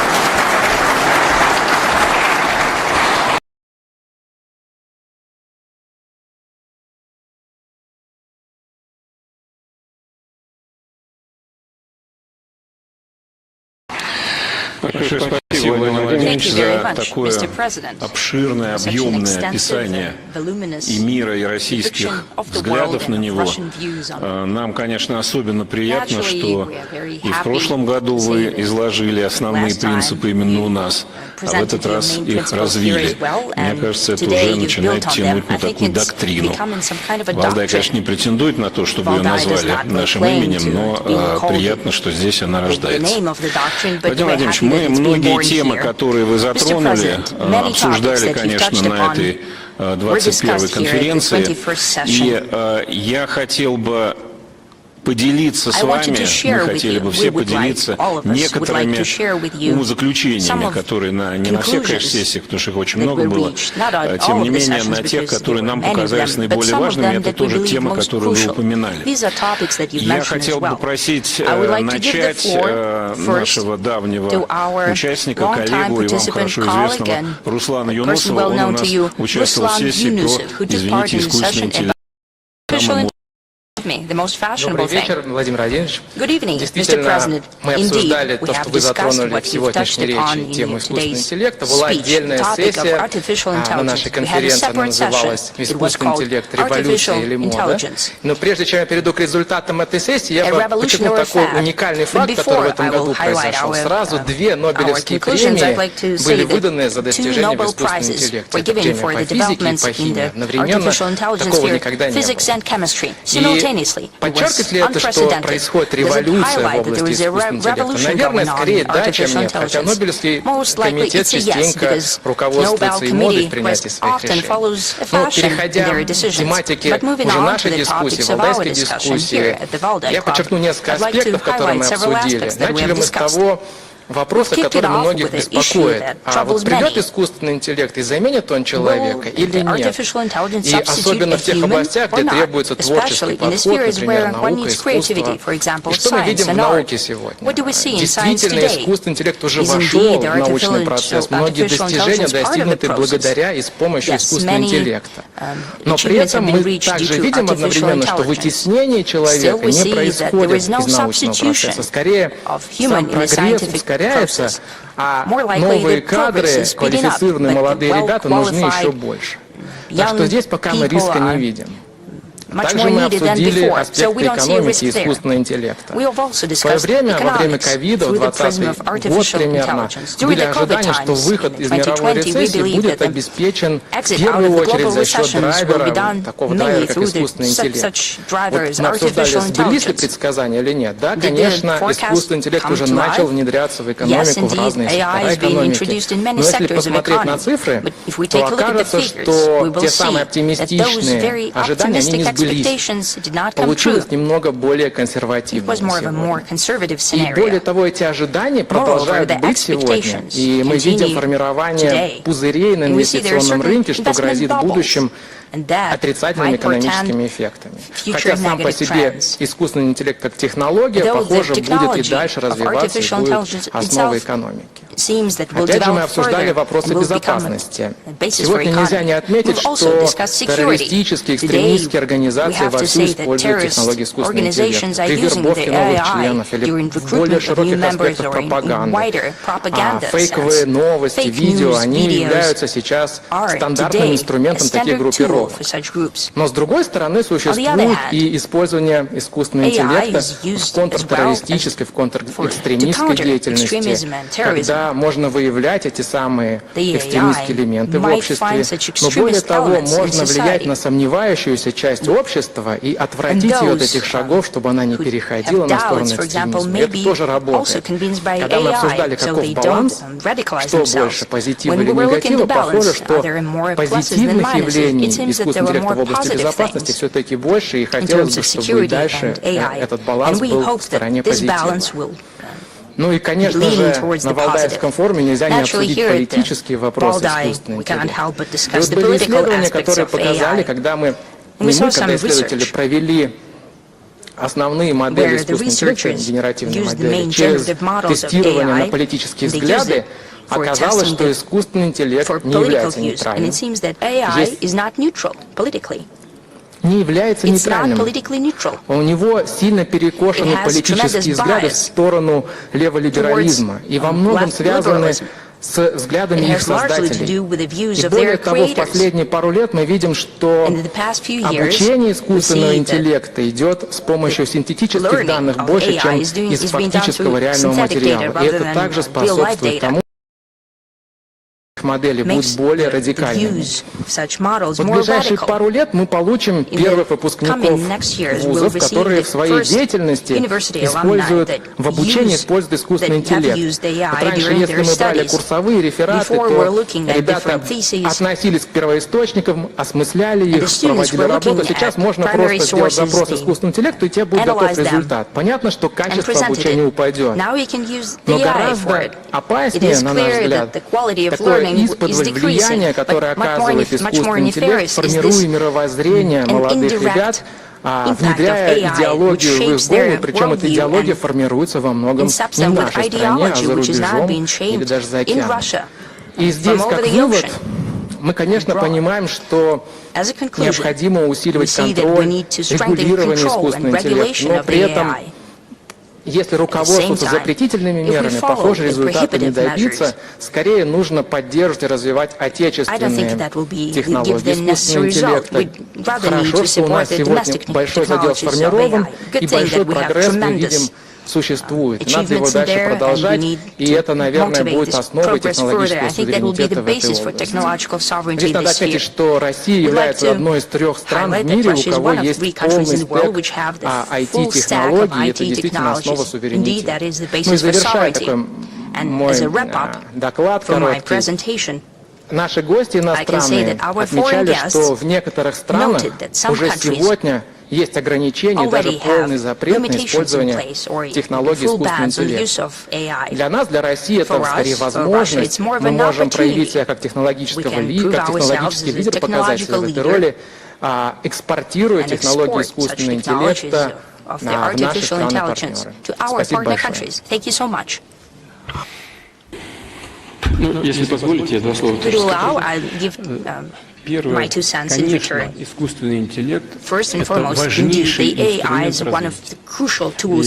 И один из наших приоритетов, прежде всего, конечно, в сфере экономики, но не только, и в других областях, использование больших данных, это развитие искусственного интеллекта. С учетом того, что у нас большой дефицит,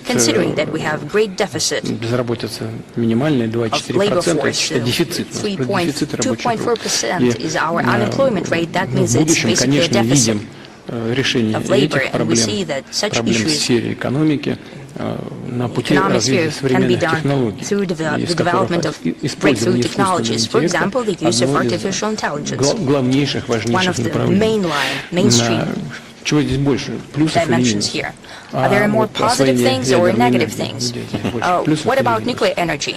Is it more beneficial or not? The use of peace atom in agriculture, in healthcare, in transportation. Огромную, важнейшую роль играет. It plays a tremendous role, and it will only increase, I'm sure of it, especially considering the climate change, the issues presented by it. Still, we have nuclear weapons, on the other hand. It creates great risks for humanity. The same applies to the artificial intelligence. It's a matter of regulation and the way people use it. Вопрос, как регулируется. Конечно, во многих странах это регулируется, во многих странах, в некоторых, как вы говорите, даже запрещается. Even have bans in place. I think it's impossible to ban it. It will still find its way особенно в условиях especially конкуренции. In the conditions of competition and ever-increasing one. I'm not talking about armed confrontation, but в экономике конкуренция нарастает. Indeed, Поэтому в условиях конкурентной борьбы она неизбежна. Неизбежное развитие искусственного интеллекта. И здесь мы, конечно, можем быть в числе лидеров, имея в виду определенные преимущества, которые у нас есть. Что касается суверенитета, важнейшая составляющая, конечно, эти платформы, они чаще всего формируются за рубежом, и они формируют мировоззрение, совершенно верно, и здесь мы должны понимать это и развивать свой суверенный искусственный интеллект. Конечно, нужно пользоваться всем, что есть, но нужно развивать и свои направления. Но у нас Сбер, Яндекс активно над этим работают и в целом работают весьма успешно.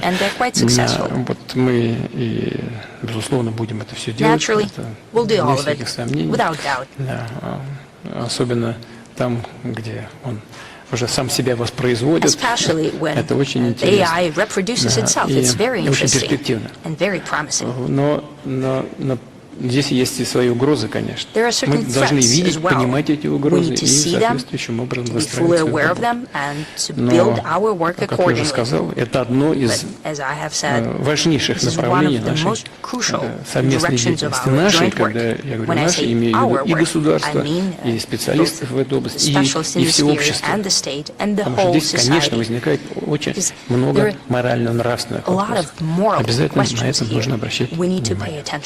Вот вы сказали, что взгляды радикальные формируются и так далее. Да, мы своевременно просто должны этому противопоставить свое мировоззрение, свою точку зрения на все процессы, которые и у нас в обществе происходят, и этим вместе будем заниматься. Вам спасибо, что вы обратили на это внимание. Искусственный интеллект в России должен обучаться на российских данных, чтобы отражать нашу культуру. И у нас есть такая возможность. Точно, совершенно очевидно. И уверен, что у нас все очень все получится, и это принесет нам такую огромную, будет хорошей поддержкой в нашем развитии. Спасибо. Владимир Владимирович, а суверенный искусственный интеллект, когда у нас будет, он нам сможет русскую идею для 21 века предложить? Он может только помочь решать те задачи, которые перед нами стоят. Очень важно, как мы их формулируем. Спасибо. Да, и поскольку там он работает тоже с большими данными, но у нас есть все возможности, и интеллектуальные возможности, и технологические, и большое количество свободной энергии. Здесь есть над чем нам вместе поработать. И я думаю, что над такими вопросами, как вы сейчас сказали, философскими, фундаментальными, надо все привлекать. А наше уже дело с вами верить этому или не верить, когда мы получаем результаты исследований, основанных на современных принципах и с использованием, в том числе, искусственного интеллекта. Спасибо. Смежная тема, конечно, у нас обсуждалась, где искусственный интеллект и цифровизация, там и информация, и все то, что с ней сейчас происходит. Происходит очень много тоже, и плюсы, и минусы во всем. Наш индийский коллега Арвин Гупта участвовал в этой сессии. Прошу вас.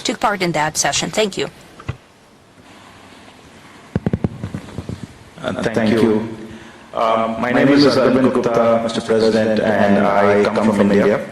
I work on the intersection of technology and society and building a digital public infrastructure for population scale problems. Thank you, Mr. President. You've already addressed some of the issues that my colleague Ruslan here talked about on AI, but I thank you for listening to our summary, and our expert panel has discussed the issue of something which is adjacent to AI, and I will in the end mention that, of information manipulation, surveillance using technology and data, and the lack of transparency in all technology systems today. Mr. President, the group discussed that the internet was designed about 40-45 years ago to be a global public good. Unfortunately now, like many other things, it's become very unipolar. It's controlled by a few big tech firms with their own ideological leanings. And some of these platforms or big tech firms are not allowed to operate in countries like India, Russia, Indonesia, and many others for their roles in manipulation and surveillance. The second issue we discussed, Mr. President, was the algorithms that we discussed previously in the AI session also, really define how we think. The AI is actually becoming a new buzzword today, but the algorithms have been around for a long time. And they really define how we think, how we consume, how we elect our governments. And as all of us have agreed, they have a leaning towards an ideology and definitely are not neutral. So the algorithms themselves are biased. The other thing the group discussed was the whole weaponization of information and data. And that coupled with the biased technology platforms are giving certain nation states massive power. And it's influencing national security, democracy, and the public order in general. So, Mr. President, you are aware that this has been the form of Western technology platforms. But India presented an alternate model during its G20 presidency to these Western technology platforms. It's a platform which takes society into account.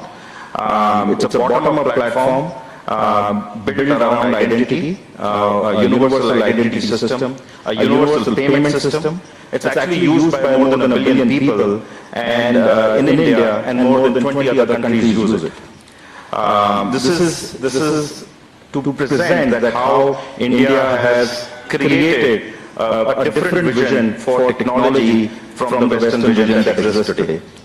Mr. President, I must commend Russia for succeeding making the Mir platform very successful in Russia in a very, very strong time, and that also shows the power of technological sovereignty that was just mentioned, that it can be done if the desire is there.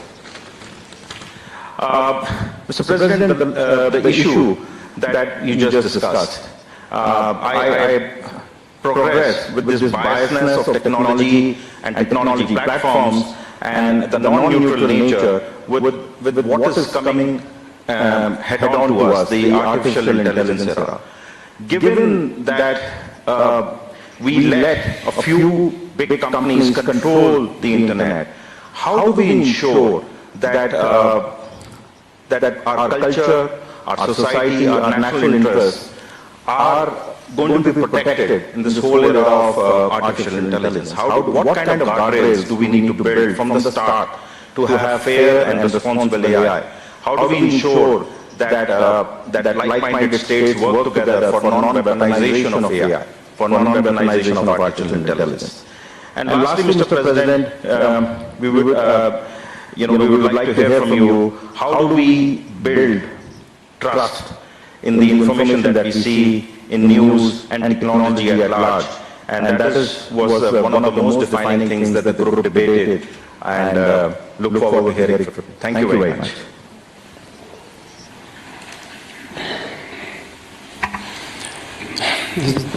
Очень важная тема. This is a very important subject, and it's related to the previous issue, AI, its development and use, and there are several aspects to this matter. To start with, the use of the Internet should certainly be founded upon sovereign algorithms. This is something we have to aspire to. Secondly, on the part of the government, it's very difficult. It's possible, but it's going to be counterproductive if we try to prohibit everything, if the government chooses this path. In Russia, the professional community has arrived at an understanding on the rules for doing the business in the Internet. And this professional community has assumed several independently developed self-restrictions, trying to prevent any destructive influence upon society, especially on young audiences. And I think this kind of self-regulation is one of the views. It's one of the ways to ensure the interests of the majority. But of course, the Internet has to comply with domestic legislation of the country it's being operated in. It's evident. That said, we are witnessing manipulation of information. Unfortunately, this does happen, but I would like to reiterate, if the Internet complies with domestic legislation, внутреннему законодательству, то and it should be the мы case, таким образом then минимизируем. Я понимаю, что minimize есть технологические potential ограничения, negative consequences. технологические I do сложности understand для the того, чтобы все это technological реализовать. difficulties and Но restrictions. если встать It's на going to путь be a вот tall этого order, but if we choose работы, связанной this path с самим профессиональным сообществом, of которое engaging with видит, the professional community, возможно, that создание sees угроз для общества в where целом, the оно threats might be самостоятельно coming и from for работает society, над купированием then этих it's going угроз. to be a Поэтому way for the professional community государство, to конечно, address those должно threats быть рядышком. on its own. But Для of course, the таких стран, government should как be willing Индия, to как Россия, lend a helping hand. эта задача For вполне such countries решаема, as потому Russia что and India, this у нас с вами is a очень task that can хорошие be addressed. специалисты, We очень have хорошие very good, математические школы, top-notch и есть люди, specialists которые and experts. We've got very good schools of уже mathematics.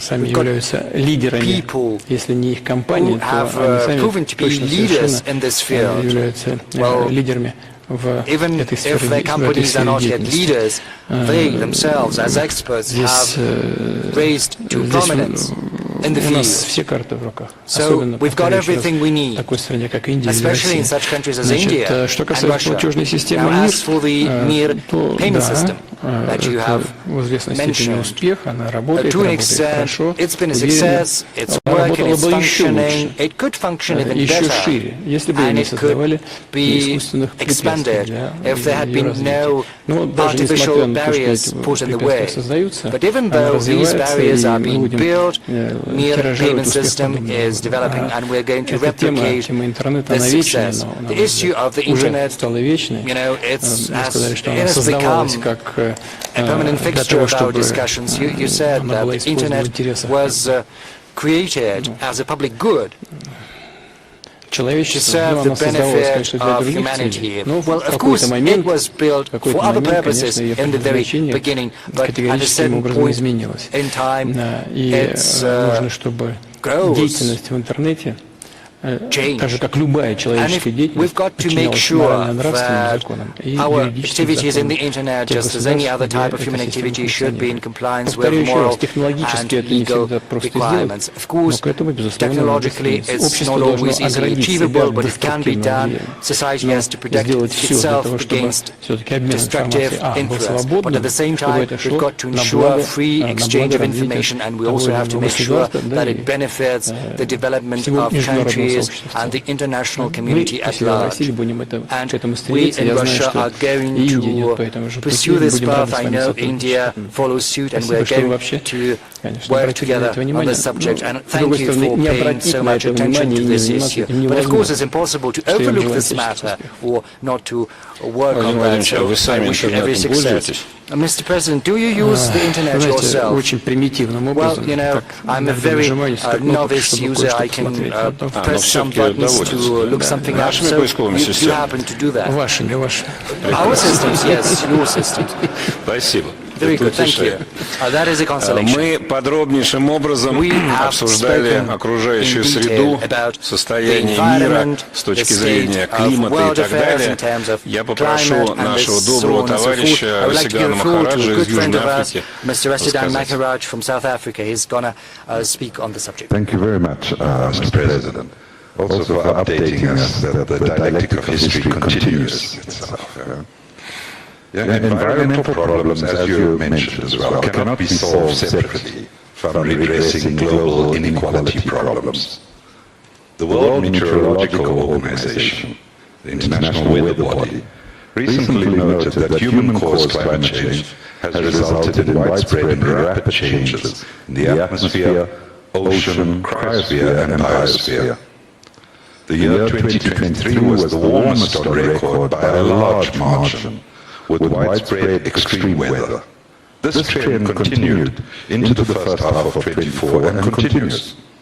According to the WMO, the science is clear. We are far off track from achieving vital climate goals. The impacts of climate change and hazardous weather are reversing developmental gains and threatening the well-being of people and the planet. Greenhouse gases and global temperature at a record level, and the emissions gap between aspiration and reality remains high. The colonial and imperial phases of globalization largely established the current world systems.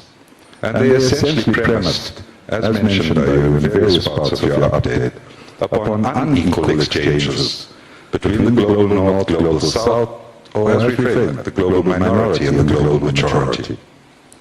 Some colleagues, Hickel and Associates working at London School, calculated that the global north extracts raw materials, land, energy and labor worth approximately 10.8 trillion US dollars in 2015. Just that number could have ended extreme poverty 70 times over.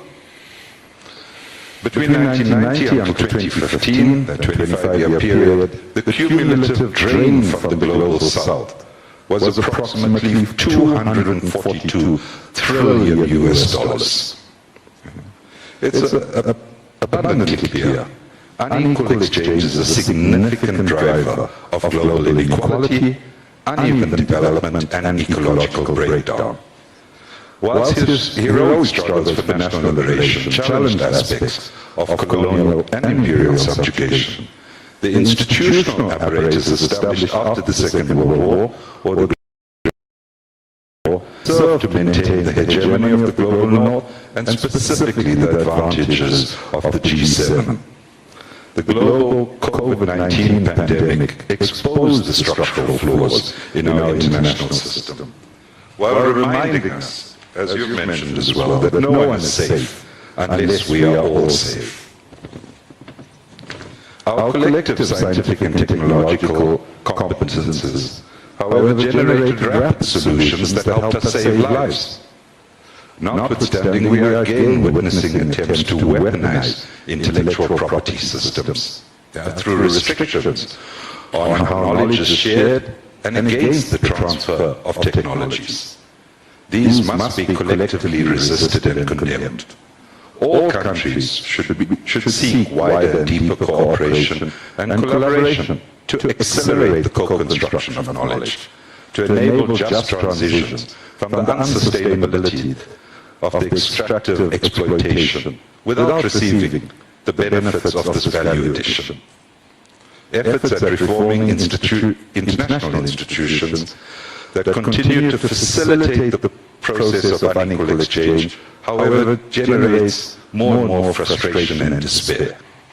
Even as acknowledged recently at your successful 16th BRICS summit in Kazan, this was from the Secretary General of the UN, the current international financial architecture is outdated, ineffective and unfair.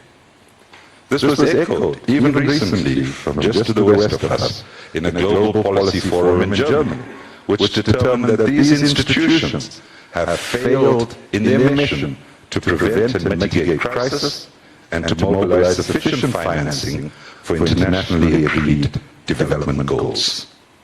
Our common security can only be enhanced by actively reducing these inequalities in world systems and actively promoting knowledge sharing, ensuring equitable opportunities for the development of all. Now, I want to round this by saying our very survival is at risk should we fail to match our rhetoric with our actual practices and the resources to support all countries facing increased environmental degradation, climate change, and ecological precarity. Enduring peace could be a collateral benefit of such progressive transformations. Thank you very much.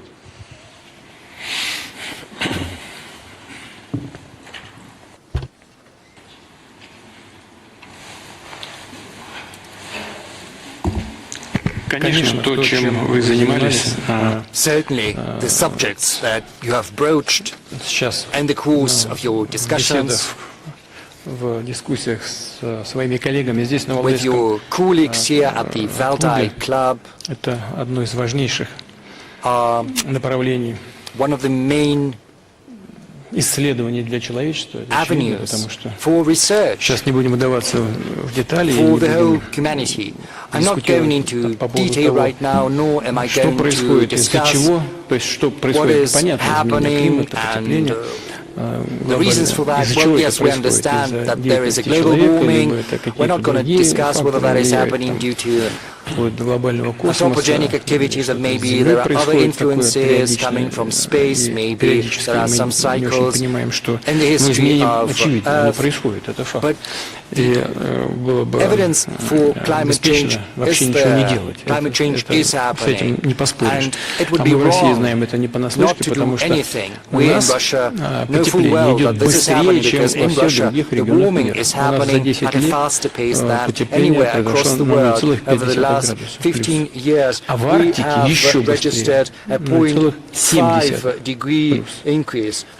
Across Russia and in the Arctic, it's been 0.7 degrees, and 60% of our territory has permafrost. So it has practical implications for us, because we have cities and towns and settlements and the permafrost, and there are productive capacities deployed over there. So this warming is going to have serious implications for us. So we're well aware of what is happening.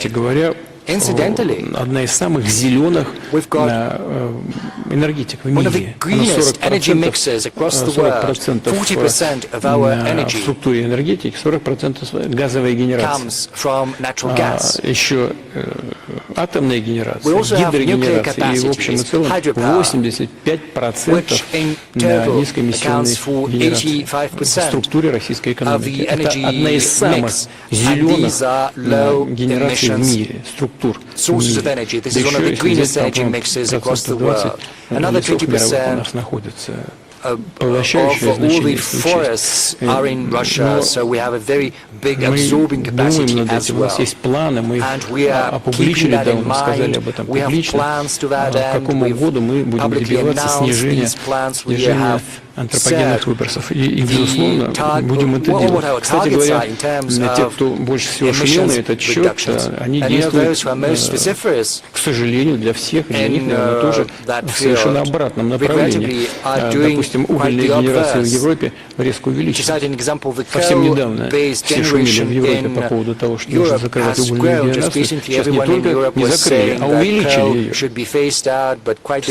Странно просто, но have gone back to coal generation, paradoxical as it may seem. It's a fact. Это уже отдельная тема. It's been done under some made-up political notions, but that happened. По поводу искусственных барьеров, связанных для развития развивающихся экономик, связанных с экологической повесткой. Да, вот эти так называемые зеленые барьеры, которые начинают некоторые страны создавать для развивающихся государств, для развивающихся рынков. Но это, конечно, это просто новый инструмент они придумали для того, чтобы сдерживать развитие. Пожалуйста, если все так озабочены и искренне озабочены изменениями климата, о чем мы, конечно, должны думать, но тогда обеспечьте тем странам, которые тоже готовы работать в этой сфере, обеспечьте им источники финансирования и технологии для того, чтобы они могли спокойно, безубыточно переходить на эти новые технологии. Иначе что, они должны тащиться в хвосте прогресса? И справедливо некоторые говорят, вы-то, те, кто от нас требуете сегодня немедленного перехода на новые технологии, вы-то использовали все источники энергии ранее, да? Вы загрязнили всю атмосферу, а теперь от нас требуете, чтобы мы немедленно перескочили в новые уровни генерации. Как же мы можем это сделать? Или мы должны тратить все последние наши ресурсы на новые технологии, которые должны у вас и закупать, и вам платить опять же за это. Но это тоже один из инструментов какого-то неоколониализма. Дайте возможность людям жить нормально, развиваться. Если вы так действительно искренне считаете, что все вместе должны об этом заботиться, источники финансирования, пожалуйста, обеспечьте. И технологии передавайте, а не ограничивайте эти технологии. Я с вами полностью согласен, если у вас в вашем выступления намек был именно на это. Ну а как иначе? То же самое касается и финансов. Ну, действительно, я уже говорил, по данным наших экспертов, я им полностью доверяю, не только на том, что доллар является мировой валютой, Соединенные Штаты за последние 10 лет получили просто так, из воздуха, 12 триллионов долларов.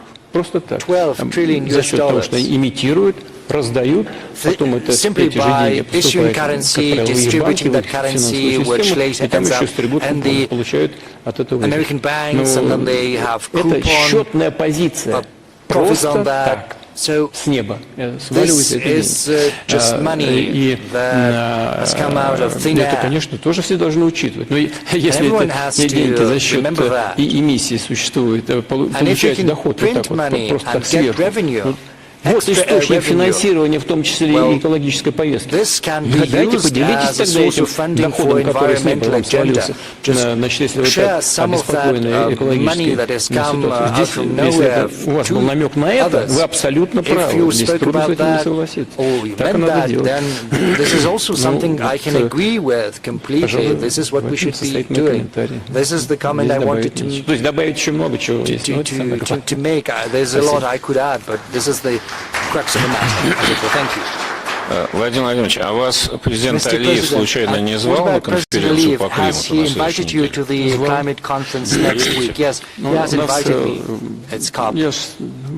Я был там не так давно. Президент Алиев, мы с ним договорились, что Россия будет представлена на высоком уровне. Участие в этом мероприятии примет председатель правительства Российской Федерации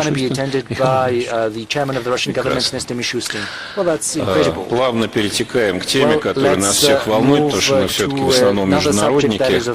Вами же высказаны идеи евразийской безопасности. Мы посвятили этому много дискуссий. Валдайский доклад во многом в этом году об этом. И сессия была очень интересная. Я хочу попросить нашего друга Глена Дизена из Норвегии изложить основные выводы. Summary with you. Thank you. Mr. President, my name is Glenn Diesen. I'm a professor of political economy from Norway. And yes, our panel was on Eurasian security. I would just like to outline three main points. The first was that the source of conflict today appears to be a conflict between unipolarity and multipolarity. Now, to a large extent, this represents a new phenomenon in international affairs. As in the 19th century, we had the United States as a dominant maritime power in conflict with the Russian Empire as the dominant land power. In the 20th century, we had the United States as the dominant maritime power against the Soviet Union. And in the present time, it's somewhat different, as we have the United States, again, as the dominant maritime power, but on the Eurasian continent, we're now seeing the emergence of multipolarity, which also presents a lot of new opportunities, because even the largest economy, China, doesn't really have the capability, or doesn't even display the intention of attempting to dominate this continent. Instead, we see initiatives being put in place for multipolar Eurasia. So this puts us therefore in a conflict between a unipolar system attempted to be restored by the United States versus a multipolar system. And the global majority seems to obviously prefer the multipolarity, which is why I think BRICS has been such a great attraction to many countries. However, in our discussions, we also discovered a consensus that there was some concerns, or at least a desire for Eurasia to be an anti-hegemonic movement as opposed to being anti-Western. As the objective should be to harmonize interests and end this era of bloc politics as opposed to Eurasia merely becoming a bloc. And again, the attraction of BRICS countries towards this Eurasian format largely rested on this idea that we could overcome the bloc politics rather than succumbing to it. The second point we had was that the appeal of Eurasia is also, to a large extent, the multi-vector foreign policy. This is the ability to diversify economic connectivity with all the major poles of power. And this is seen as a necessity to, or a requirement to have more political independence, to have autonomy in foreign policy, and not merely be a spectator in international affairs. And yet again, this is why most countries do not want to choose between competing blocs, but instead find a way of harmonizing. And again, the global majority wants Eurasian multipolarity, as this is a requirement for genuine multilateralism and not the false one, which has often been promoted under Washington. The third and final point was that the multipolar Eurasia has certain systemic incentives for harmonizing interests. Because the great powers in Eurasia, they have somewhat different formats for Eurasian integration, they have different interests. We can see this also with Russia and China, but we also see that none can really pursue their objectives or formats for integration without cooperation with these other centers of power. So this creates incentives to harmonize interests, and it seems that this is also what has made BRICS successful. As I remember a decade ago, many people expected Central Asia to be a clash point between China and Russia. Instead, we see it becoming an area of cooperation instead. So this gives optimism to other parts of Eurasia as well. And this is drastically different from the alliance system, which is usually used to advance unipolarity. In your own speech, you refer to the imperial impulse of dividing countries. So under the alliance system, there's always an interest in having division between China and India, between the Arabs and the Iranians, between Europe and Russia, simply because this helps to divide the region into dependent allies and weakened adversaries.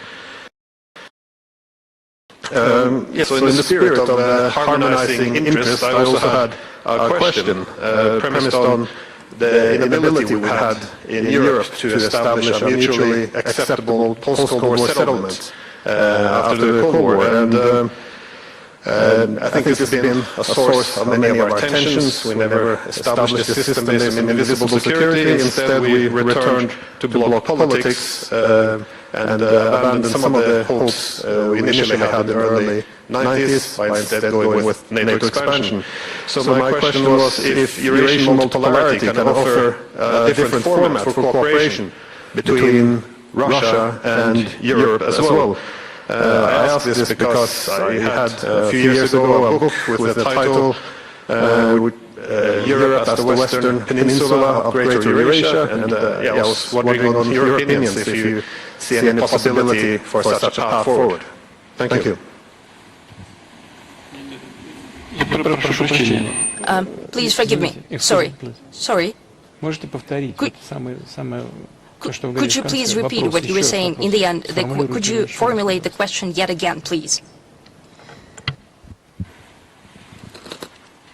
Sorry, well, my question was, premised on the idea that across Eurasia we've seen many countries being able to overcome their differences, their political differences, through economic connectivity. We see this, for example, the deals that Chinese were promoting between the Arabs and the Iranians. And I was wondering if some format for Greater Eurasia, in which Europe would be a part of this Greater Eurasia, if there's some ability to use this BRICS or some other institutions to also foster better relations with Russia and Europe, so we can overcome this bloc politics in Europe, which we never were able to overcome after the Cold War.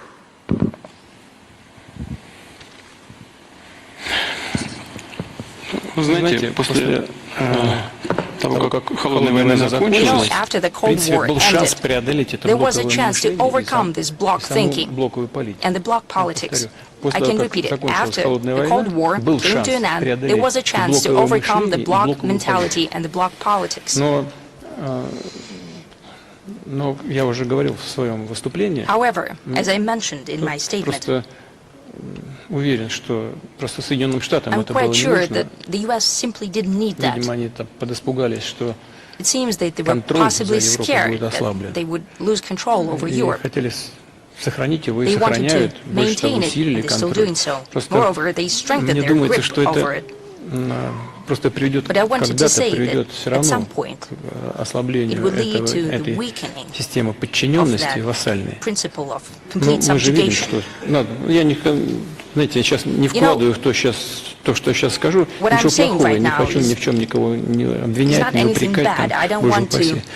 Но мы же видим, что многие европейские страны, ну, практически все страны Европы, члены НАТО, они во вред своим интересам совершают действия, которые идут на пользу американской политики, американской экономики. Ну, чего там? В США, в некоторых штатах, энергоносители стоят в 3, в 4, а то и в 5 раз дешевле, чем в странах Евросоюза. Ну, конечно, да, значит, сознательно принимают решения по налоговой системе. Ну, там, снижают налог на прибыль, допустим. Создают условия для перевода предприятий, целых предприятий, отраслей из Европы на территорию США. И некоторые переезжают. Сначала это коснулось тех, которые непосредственно связаны с первичным источником энергии. Это производство удобрений, стекольная промышленность, еще некоторые другие производства. Они просто свернули свою деятельность, стало нерентабельно, перебираются туда. Потом это на втором передел. Сейчас вот затронуло. Так или иначе, это связано с металлургической промышленностью, а потом сейчас вот автомобильную промышленность затронуло. Можно сколько угодно сваливать, правительство сколько угодно могут сваливать на якобы неэффективную работу менеджмента той или иной компании. Но это результат их политики, прежде всего. Правительственной политики. А потом в этих условиях менеджмент должен был что-то делать, чтобы спасать свои предприятия, рабочие места. Но не всегда это возможно. Вот, а если, и поэтому вот тот конфликт, который сейчас, к сожалению, участниками которого мы, к сожалению, являемся, он позволил Штатам добиться вот этого укрепления своей ведущей роли, мягко говоря, вот, полуколониальной зависимости стран оказалось. Честно говоря, даже я этого не ожидал. То же самое с Японией происходит.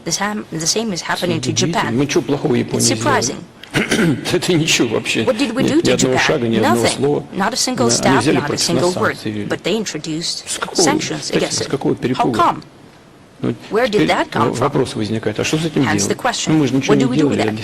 Есть коллеги из Японии, наверное, вопросы будут какие? Вот. С Европой еще хуже. Знаете, я уже говорил, но я не откажу себе в удовольствии вспомнить разговор с бывшим канцлером ФРГ Колем в 1993 году, когда мне посчастливилось присутствовать при его разговоре с бывшим мэром Петербурга, когда я еще не забыл немецкий язык, я в качестве переводчика между ними функционировал. Он вообще отпустил переводчика, сказал, я остался, Для меня, как в недавнем прошлом сотрудника внешней разведки Советского Союза, было удивительно слышать то, что он говорил. Честно говоря, я вот говорил, там, слушал, переводил. Я был, мягко говоря, очень удивлен. Потому что все-таки в моей голове еще штампы были холодной войны, сотрудник разведки СССР, КГБ СССР. И вдруг он начал говорить, что будущее Европы, если она хочет сохраниться в качестве независимого центра мировой цивилизации, будущее должно быть только вместе с Россией. Нужно объединять наши усилия. Я рот открыл. Ну и он продолжал в таком же духе, говорил о том, как будет, по его мнению, развиваться ситуация на американском континенте, куда и как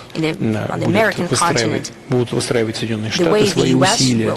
Сейчас не буду воспроизводить, но ничего плохого он про Штаты не говорил. Нет, он просто как аналитик, как эксперт, даже не как Бундесканцлер говорил, а как эксперт. Вот. Но на самом деле 85-90% того, что он говорит, то и происходит. Я сейчас именно это наблюдаю. Мы все это наблюдаем. И, конечно, мы должны попытаться выстроить систему безопасности на Евразийском континенте. Он огромный, этот континент. И, конечно, Европа может и, на мой взгляд, должна быть неотъемлемой частью этой системы. Вы сказали о том, что даже КНР не имеет возможности и не хочет играть какую-то доминирующую роль. Вы сказали про Центральную Азию, я сейчас тоже скажу об этом. Мне кажется, здесь наверняка есть наши друзья из Китая. Да, в философии китайцев нет такого. Они не стремятся к доминированию. В этом весь фокус. В этом привлекательность той теории или того предложения, которое сформулировал председатель Китайской Народной Республики Си Цзиньпинь. Один пояс, один